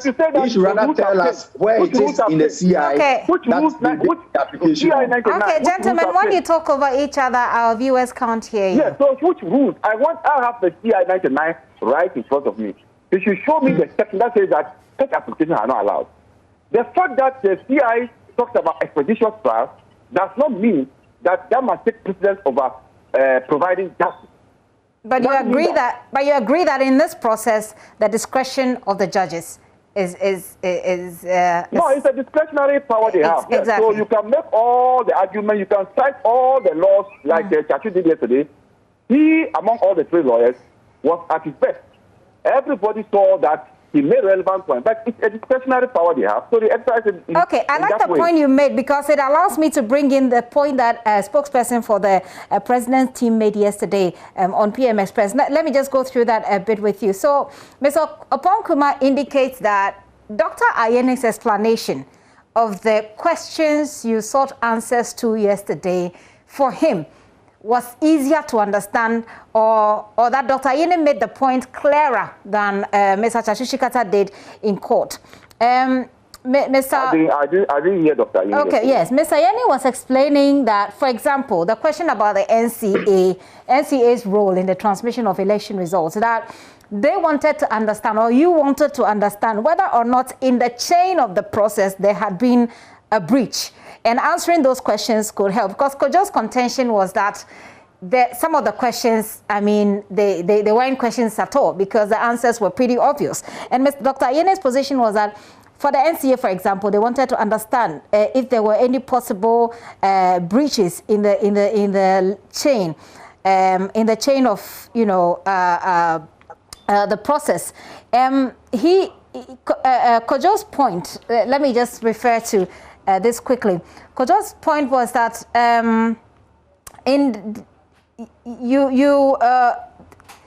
well, let me try and rephrase this. He said that you did not list in the questions that you sent, that for which you sought answers, you did not list, for example, the explanation on why you needed answers on the NCA's role in the transmission of election. And that perhaps if that had been done, the judges would have ruled differently. That is wrong. The rationale for a question is not a question. What Kojo and Paul Nkrumah got excited about was because Dr. Ayeni is privy to what the question means, and Dr. Ayeni was providing the rationale. That doesn't mean that is the question. The rationale is not the question. So the judges, like you would normally interject, would ask, what is this question supposed to achieve? Then you can now bring the rationale. You don't ask rationale as a question. That's a rationale. What's the reason behind the question? That's what we're doing on your program. That's different from the question. So those were the questions. And now, the rationale or the reason behind those questions is what was doing maybe in the evening of the So for example, whether or not the role of the region coalition centers, you know, the question about the regional coalition centers. Hello, Ms. Almaliva, can you hear me? Hello. Ms. Almaliva, can you hear me? I do hear you.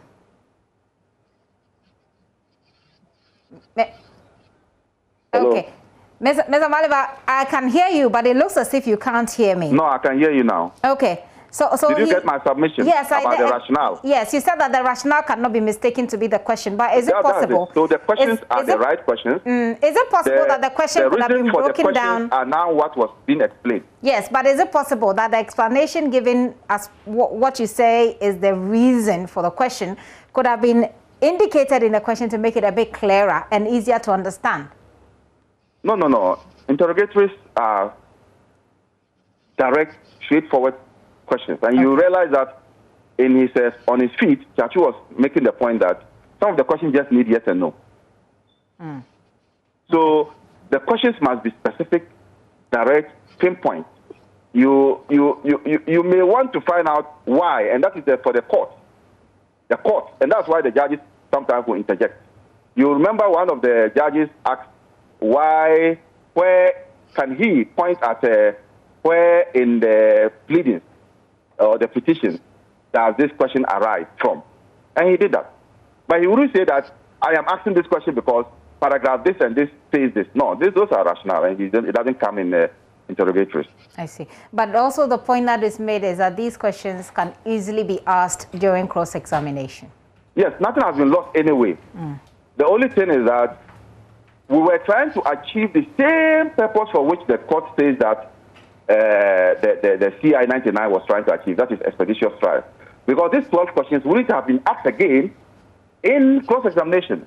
Now you cannot falter Chachu Chikata if his cross-examination is keeping long because you denied him this opportunity, which would have shortened the length of questioning. So yes, for those who thought that this is a lost opportunity, no, it's not lost. These same questions can still be asked during cross-examination. If nothing is lost yesterday, why is it that one of your legal team members described the ruling as legally untenable? Legally untenable because the rules allow for this. And then also legally untenable because when you look at the ruling, talking about CI 99 having amended or having precedence over over CI 47, where to engage in application for interrogatories was untenable because that's what I'm asking my colleague on the other side. There's nowhere in CI 99 which says that you can no longer, because of expectation of trial, you can no longer request for interrogatories. So that's where he said it was untenable. It was not based on any law. Okay. Dr. Duse, I need to wrap up, but I'll take your thoughts on what Mr. Maliba has said so far. But then the final thing that I want us to, wrap up with is that according to Martin Pebu's calculation yesterday, we have barely 22 more days if we are going by the 42 days set aside by the Supreme Court.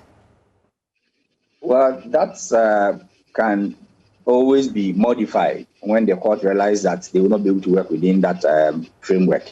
So in the CI 47 he mentioned, there's timeline within which judgment can be given, but we know that judgments are given outside those periods. But when the delay is inordinate, that's when it becomes improper.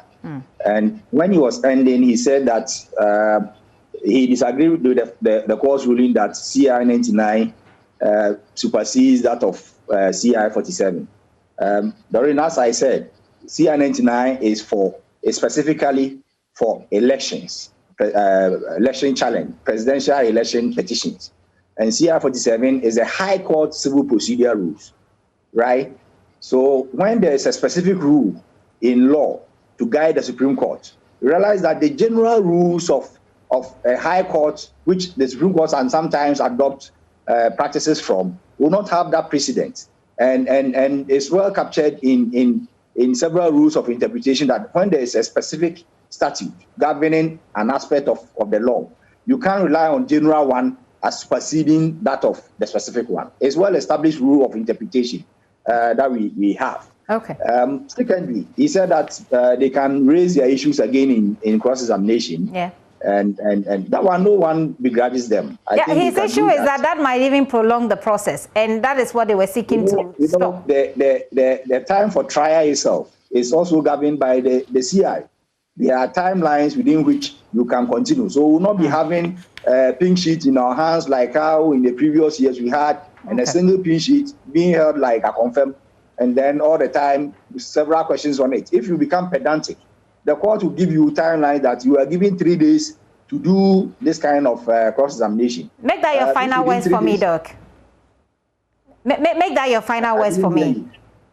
All right. So, and then, yesterday, an aspect happened concerning the role of NCA in the transmission of the elections. Right. I mean, I had seen documents on social media in which a purpose or supposed letter had been written by NCA to the office of the chief of staff to get access to some data, right?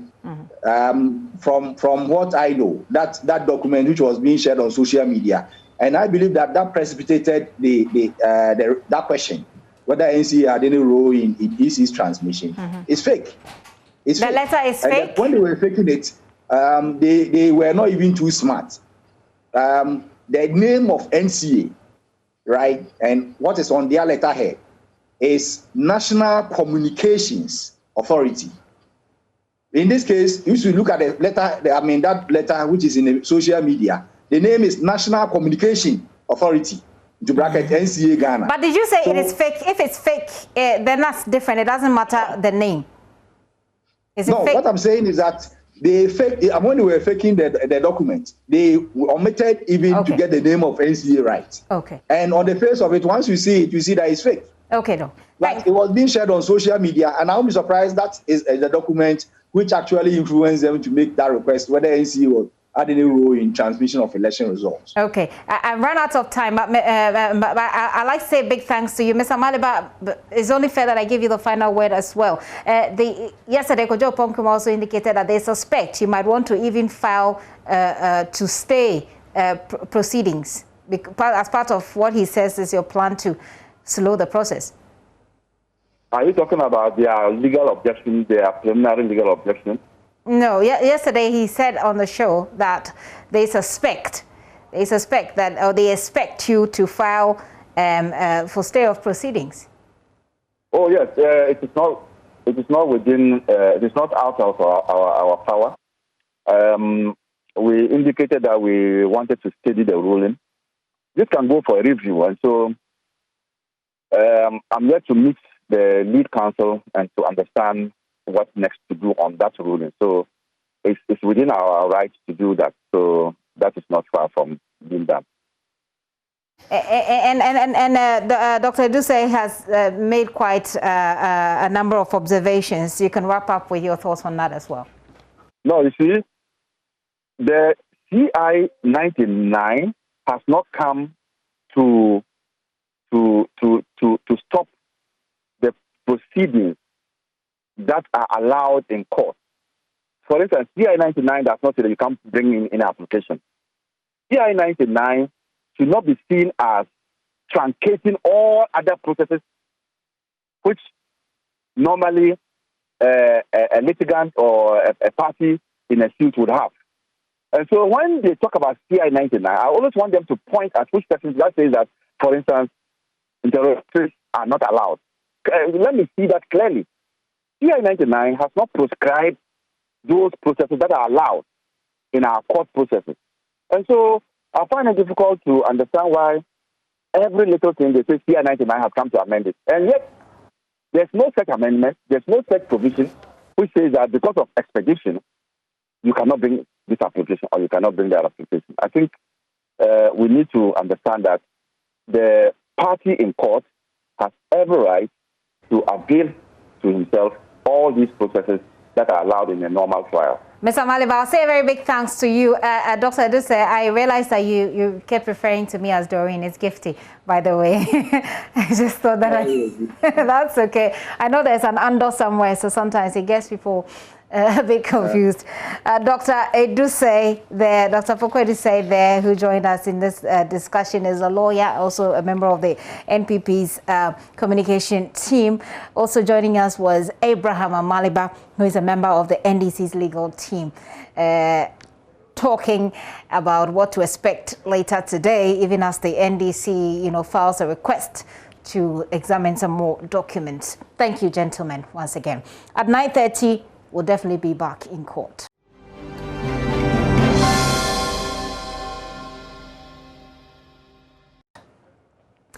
Well, it's been an eventful parliament. Yesterday, it was another of those.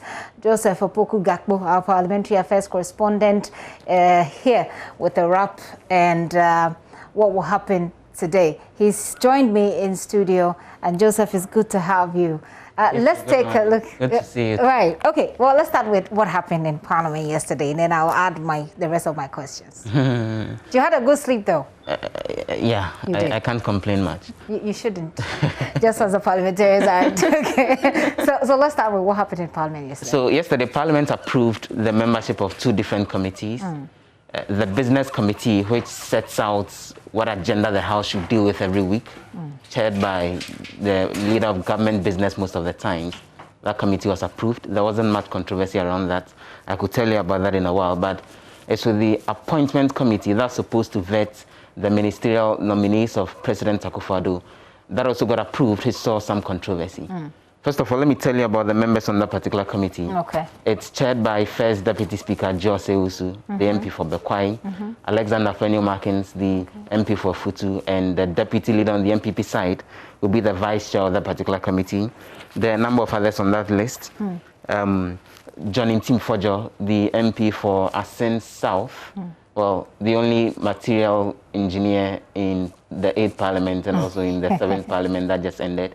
He's on the committee as well. Frankano Dompre, Patrick Yabuama, Matthew Opoku Prempe, Henry Kote, Brian Champong, who used to be at the National Security Ministry, Esle Kufu, Patrick Apiaje, the MP for Asokwa, as well as Obi Amwa. And then there are two new MPs on the side of the MPP on that committee. Hassan Tampoli Sulemana, who is the former boss of the NPA, and then John Kuma, who is the former boss of the NYA. NPEIP. They keep changing the name. So you can't be too sure what it is now. The former NY. The former NYEP boss. NYEP. Yes, and now the MP for Ejiso. So the two of them are the new MPs who are serving on that committee. Okay. And then on the NDC side, the Honorable Haruna Idrisu, the MP for Tamale South, he is the ranking member on the committee. Muntaka Mubarak, Mahama Yarega, Samson Ahia Rekopoku. These are old guards who've been on the committee all these years, over the last 4 years, as well as Elizabeth Ufuswa-Jare, the former Minister for Tourism, who is making a comeback to Parliament. James Galga, a new introduction to the committee. He's not being a member of it. I see. Edwin Nilante Van der Poy, Samuel Okudio Edwin. Yes, his English name is Edwin. I'm sure if President Akufo-Addo had taken note of that, he wouldn't have noted that difference. Yes, So, and then there is Samuel Okudio Blackwell, who's also been on the committee all this while, Hassan Suhini, who has been on the committee all this while. And there are 3 new MPs from the NDC side on the committee.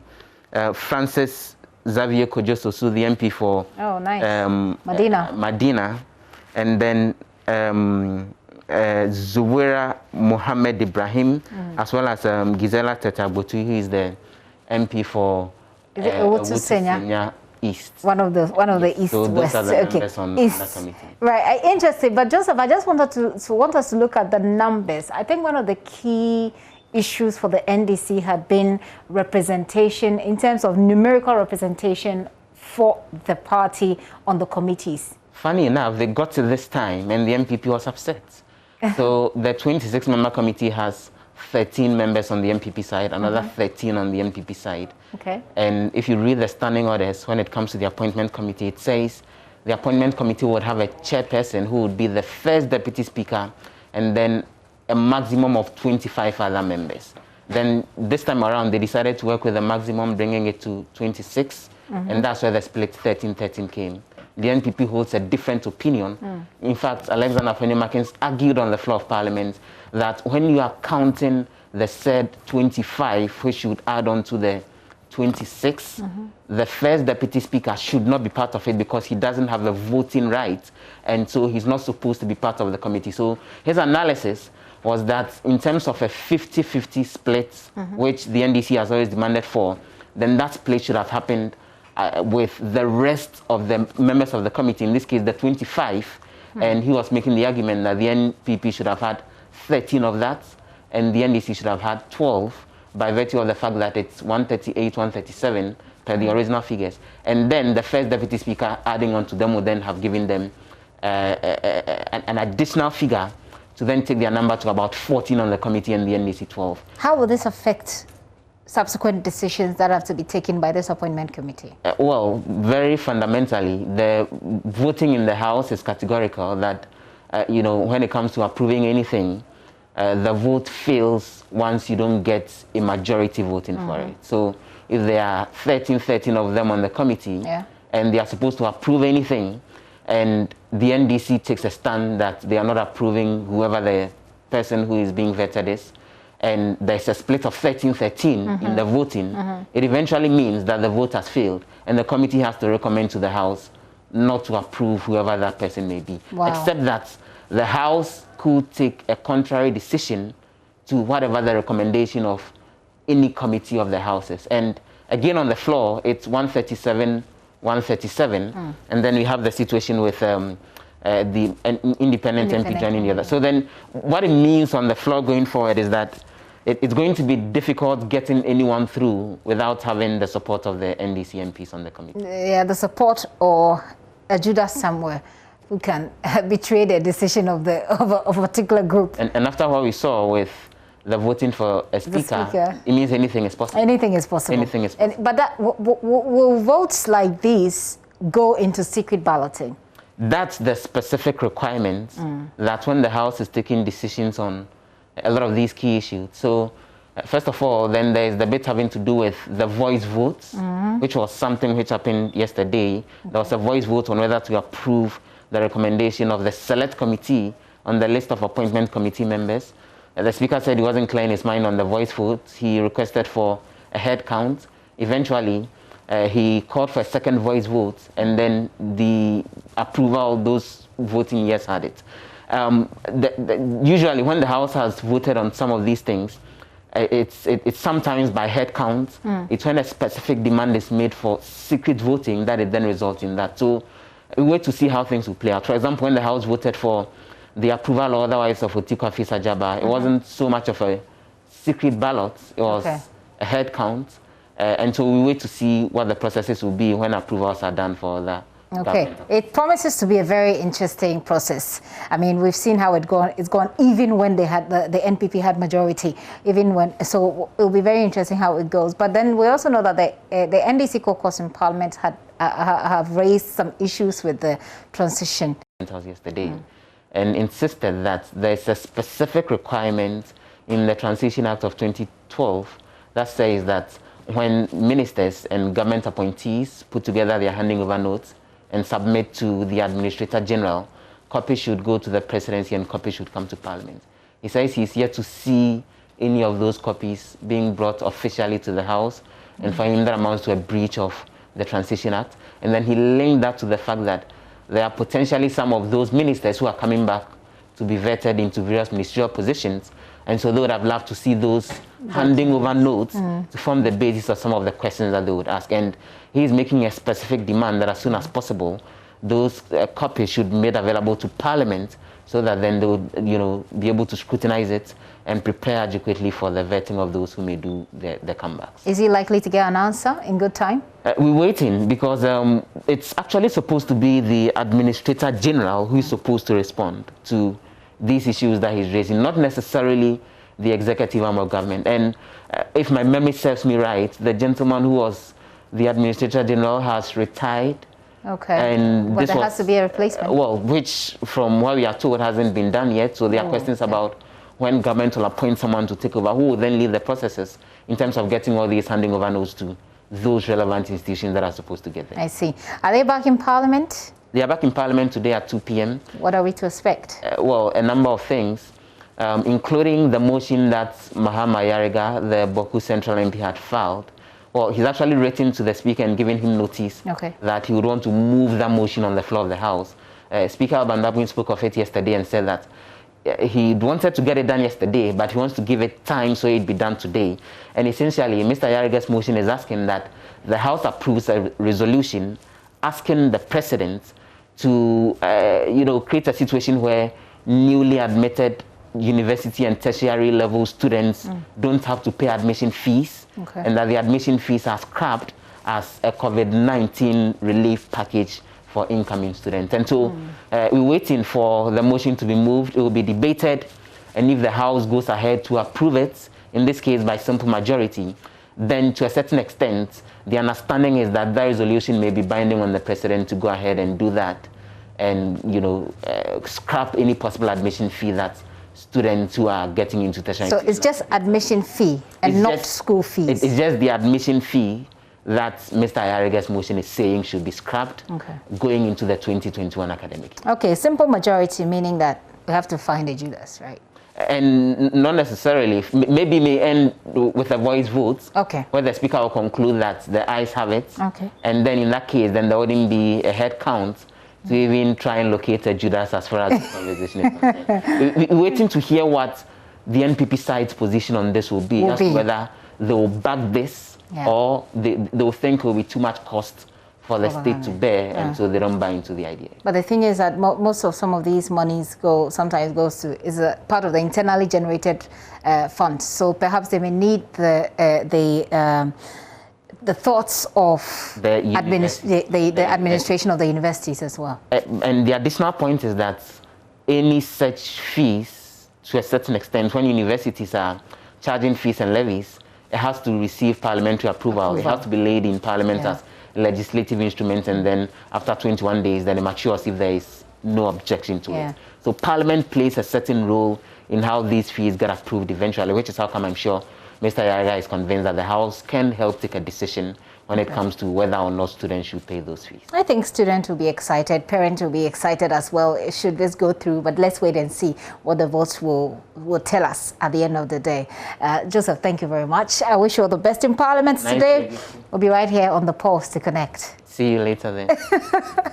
Joseph Opoku Gakpo is our very mischievous parliamentary affairs correspondent. Mischievous to me.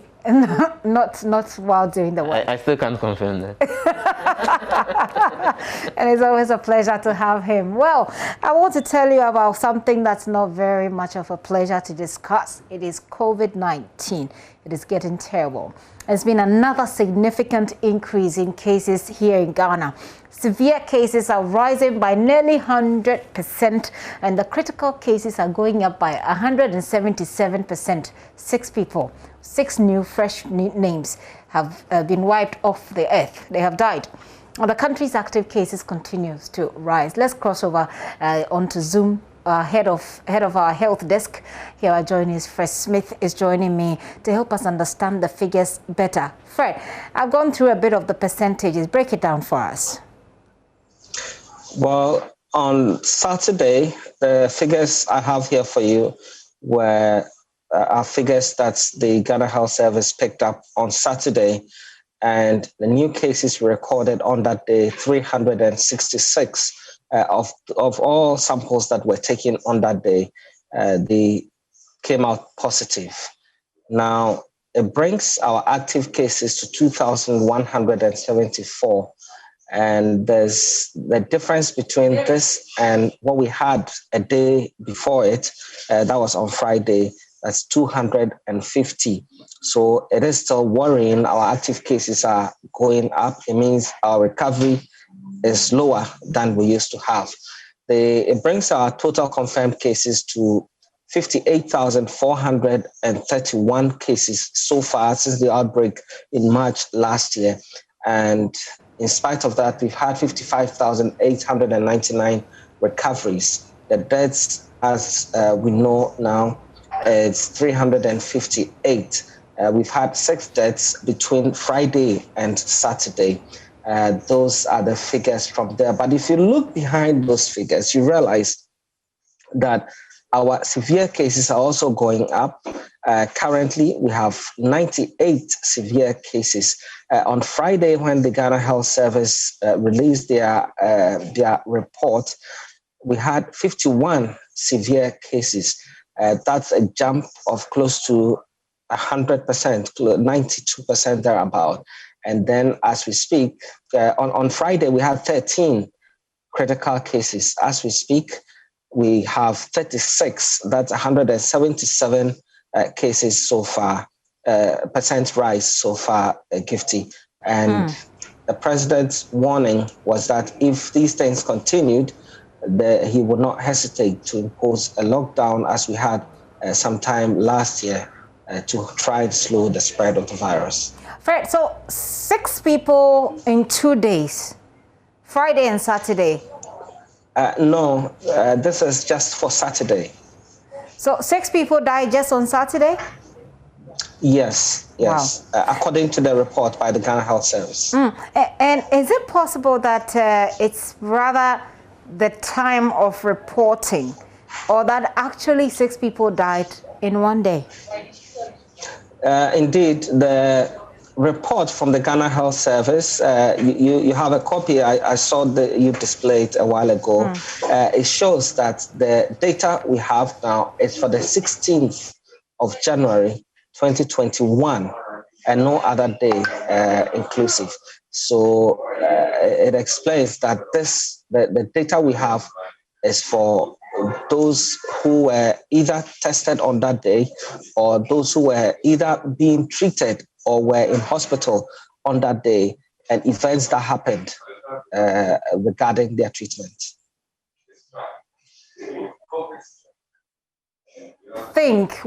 I shudder to think what to expect in the coming days, especially now that we know that there is the new variant is here, and that new variant is pretty deadly. Fred, I know that you've been having behind the scenes conversations about on this particular matter of new variant. What more can you tell us about it? Well, the experts are still studying the new variant or variants because it's possible we have more than one. The scientists at WACPIP did the sequencing and they realized that we have this. Now, those are the labs will now investigate to see which variants we have and whether they were imported or they developed here in Ghana. And if so, how are the new characteristics that these variants are coming with and how we approach our treatment regimes? It may influence a change in how we treat or manage the virus itself, but essentially, it's still COVID and it spreads from person to person. If, for instance, you're not wearing a face mask or you're touching places where you're not supposed to touch, somebody touches a surface and maybe the person is infected, you go and touch the same surface and then you rub your eyes or your mouth, your nose, you are picking up those infections. And that's how come we've been told to wash our hands on a regular basis, to apply the hand sanitizers where the washing of hands is not possible. And this we are told to do under running water such that whatever you wash will go away. Hang on with me, Fred. Let's take a look at a statement. Now, 4 of the country's nurses at the front line in the fight against the COVID pandemic have succumbed, we're told, to the disease. Now, that's according to the Ghana Registered Nurses and Midwives Association, which says many others are currently battling for their lives in health facilities across the country. A statement they issued on Tuesday is what contains this information. And I just go through the statement for you, and then I take your thoughts on this, Fred. It says that the world at large is battling the deadly COVID-19 virus, and the increasing number of cases in Ghana within a short space of time is a worrying development. The Ghana Registered Nurses and Midwives Association, having observed recent happenings in the country, wish to put across the following. Number 1, there is total disregard for the COVID-19 protocols by majority of Ghanaians. So they go on and they break it down there, that people are not observing the protocols, especially when it comes to the wearing of face masks at public places, which is a worrying trend because it exposes everyone potentially picking up the virus from infected asymptomatic persons. Considering that there are already imported cases of the new variants, the statement says, and the possibility of its existence already in the communities, the non-adherence to protocols will in no time result in an escalation of new cases, which will overwhelm our already fragile health system. And the second point that they make is that there's a breakdown of routine protocols at the health facilities in the country. Measures that worked for us in the first and second quarter of 2020, such as pre-training, pre-triaging, triaging and enhancing testing, which is triaging is essentially separating the people who are suspected to have been infected. Enhanced testing and contact tracing have been virtually abandoned in most health facilities. That's another concern that the nurses are raising. And they're also they're calling on managers within the health service, the teaching hospitals, etc., the facilities, to revert to the processes, the hygiene protocols that we had, the pre-triaging, the triaging of patients and identification of quarantine and isolation centers. Fred, I will finish with I'll go on to the third point that they make, but I want to take your thoughts on what we have seen so far. You recently visited the hospitals. Do the things that the nurses are saying in this statement resonate with what you saw? Well, there are some protocols. I was, for instance, at the East Municipal Hospital. I was also at the University of Ghana Medical Center. What you do is a normal protocol as you do in visiting any organization or any public place. You'd have to wash your hands under running water with soap, and then you would have to apply the hand sanitizer before you access the facility. I did not go there to seek medical attention, and so I cannot say for a fact that that is being done or not being done. And so these are the frontline workers who have members across. And so I believe that what they say is actually what's happening.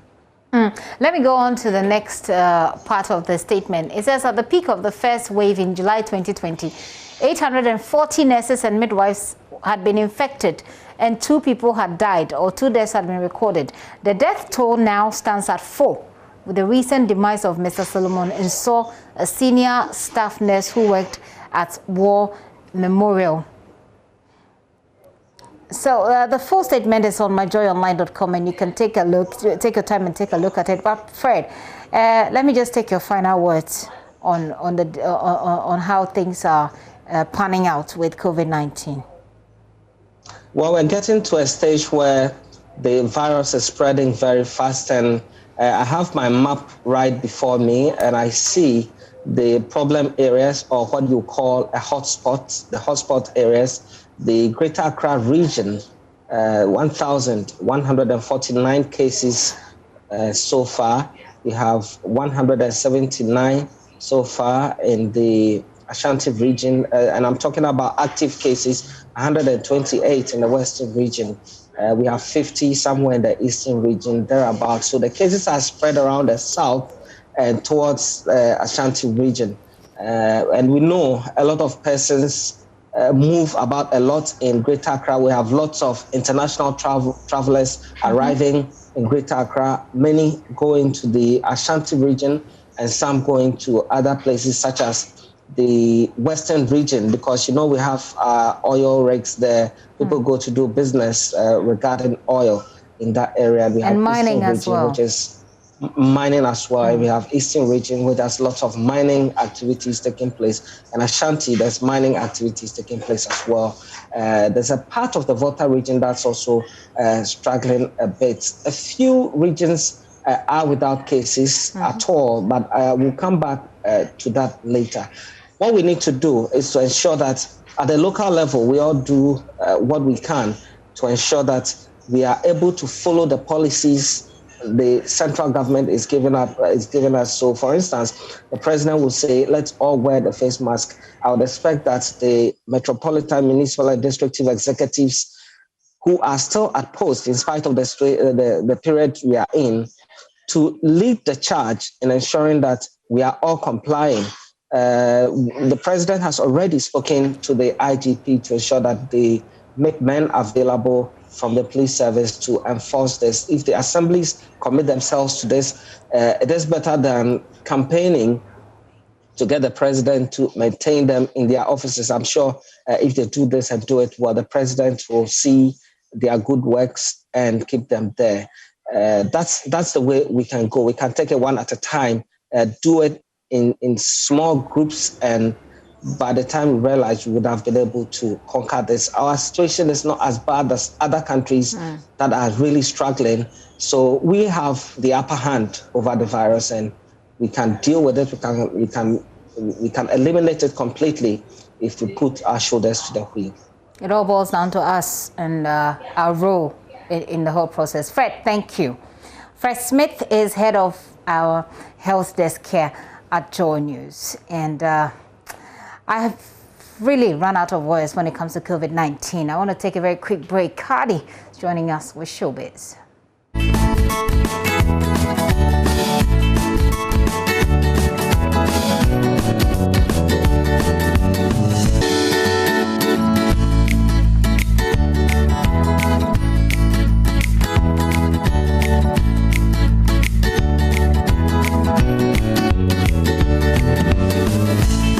Now this morning, let's put the spotlight on Afro dancehall artist Akiana, and she tells us about her music, how she started, how supportive her family has been, and more. I write all my songs. Nobody writes for me, and like I said, it was tough. It was very tough, and it got to a time I had rent issues.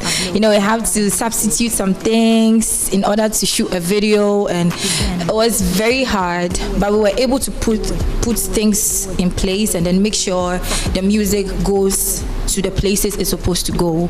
Yeah, and I know very soon, now that I'm on a label, it's gonna be a little bit, I know it's gonna be more easy to actually promote the songs and then put the Akiana brand out there for people to know how talented I am and how I can take Afro dancehall to the next level. I want to know what pushed you to do music. Do you have any musicians in your family? Is there somebody you look up to? What really motivated you to, join this music train?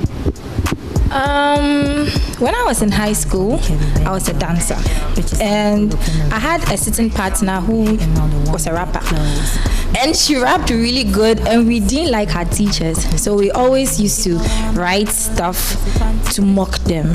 During prep, we just sing it and then teach the rest of the people in the class for them to also sing along. So it started from there. So I developed my writing skills and everything from school. And when I completed, I was like, why don't I just do this professionally? Because I really love it. So it's inspired me. How I was faring with the music in school inspired me to go full-time into it. And secondly, my dad is also into music. So I think it's also in the family. That's how come it easily merged with me. Yeah. So that means you have the support of your family then? I do. I have their support 100%. What kind of musician is your father? He does music in my local dialect. We speak Kasem, so he sings in Kasem, and then sometimes English. Yeah. What's your relationship with Stonebwoy? We are cool, but it's not like I talk to him on a daily basis, but from the way he is, I know he supports everything I do, because when I released Pray, when he went to is it Hit FM or Hit FM? That was actually the first time I heard of you. Yeah. He endorsed you. He endorsed me at Hit FM, and I was really appreciative. So I messaged him on IG, and I was like, yo, I'm so grateful for everything. It's I don't know. I felt I had a lot of emotions running in my system and all that. So I just messaged him and I thanked him so much, because it's not easy for somebody to just endorse you like that here in Ghana. At one time I heard Akiana on the Top Scan carrier. I'm like, yo, who this dog? So just wanted to beat that still. See? The girls listen to the ragga. See? Style and pattern. Big ups all of the girl, I think, man. It made people accept me for the Afro dancehall genre. It made people actually pay attention to me, like, yo, she's actually really good, and then went back to listen to the songs I released previously, and it gained me more followers, more fans. It really helped. So I picked up my headset and I just wrote something. I was like, yo, I want this to be a freestyle. And my manager then, I sent it to him. He was like, are you mad? Why would you want this to be a freestyle? Go record it, make it a full song. Here in Ghana, the producers, if you tell him to produce something, some producers, the ones I know, if you tell them to produce something and you don't use it, they get offended. So I wasn't in the position where I'm gonna pay somebody to reproduce something and I wouldn't like it and I wouldn't use it and offend them. Okay, so that was Spotlight on Afro dancehall artist Akiana. There's more showbiz at midday. Don't miss out. And that's all we have for showbiz for this morning. My name is Kadi. Gifty. All right, and we're here to take over from Kadi anymore. Yes. You weren't missing. Yes, I crossed over to and we were looking for you all over the place. We actually wrote a letter to the IGP to help so us dramatic. find you. But finally, we found him. We're working with a very effective police service. Effective police service, indeed. Well, here I am. And we have more tomorrow. An exciting show definitely promised for you tomorrow morning. Yes, definitely. And Anima will be here. Yes. It's been a great day so far. I hope that it continues that way for you. And I wish you all the best as you go along with your duties, your business. I wish you the very best. My name is Gifty. Safe. Yes, you Mask should. up. You Social should. distance. You should. Don't Just go like out we're if you doing. don't need to. Wash your hands. Sanitizer. Stay alive, basically. My name is Henima. My name is Gifty, and I'll be here tomorrow morning.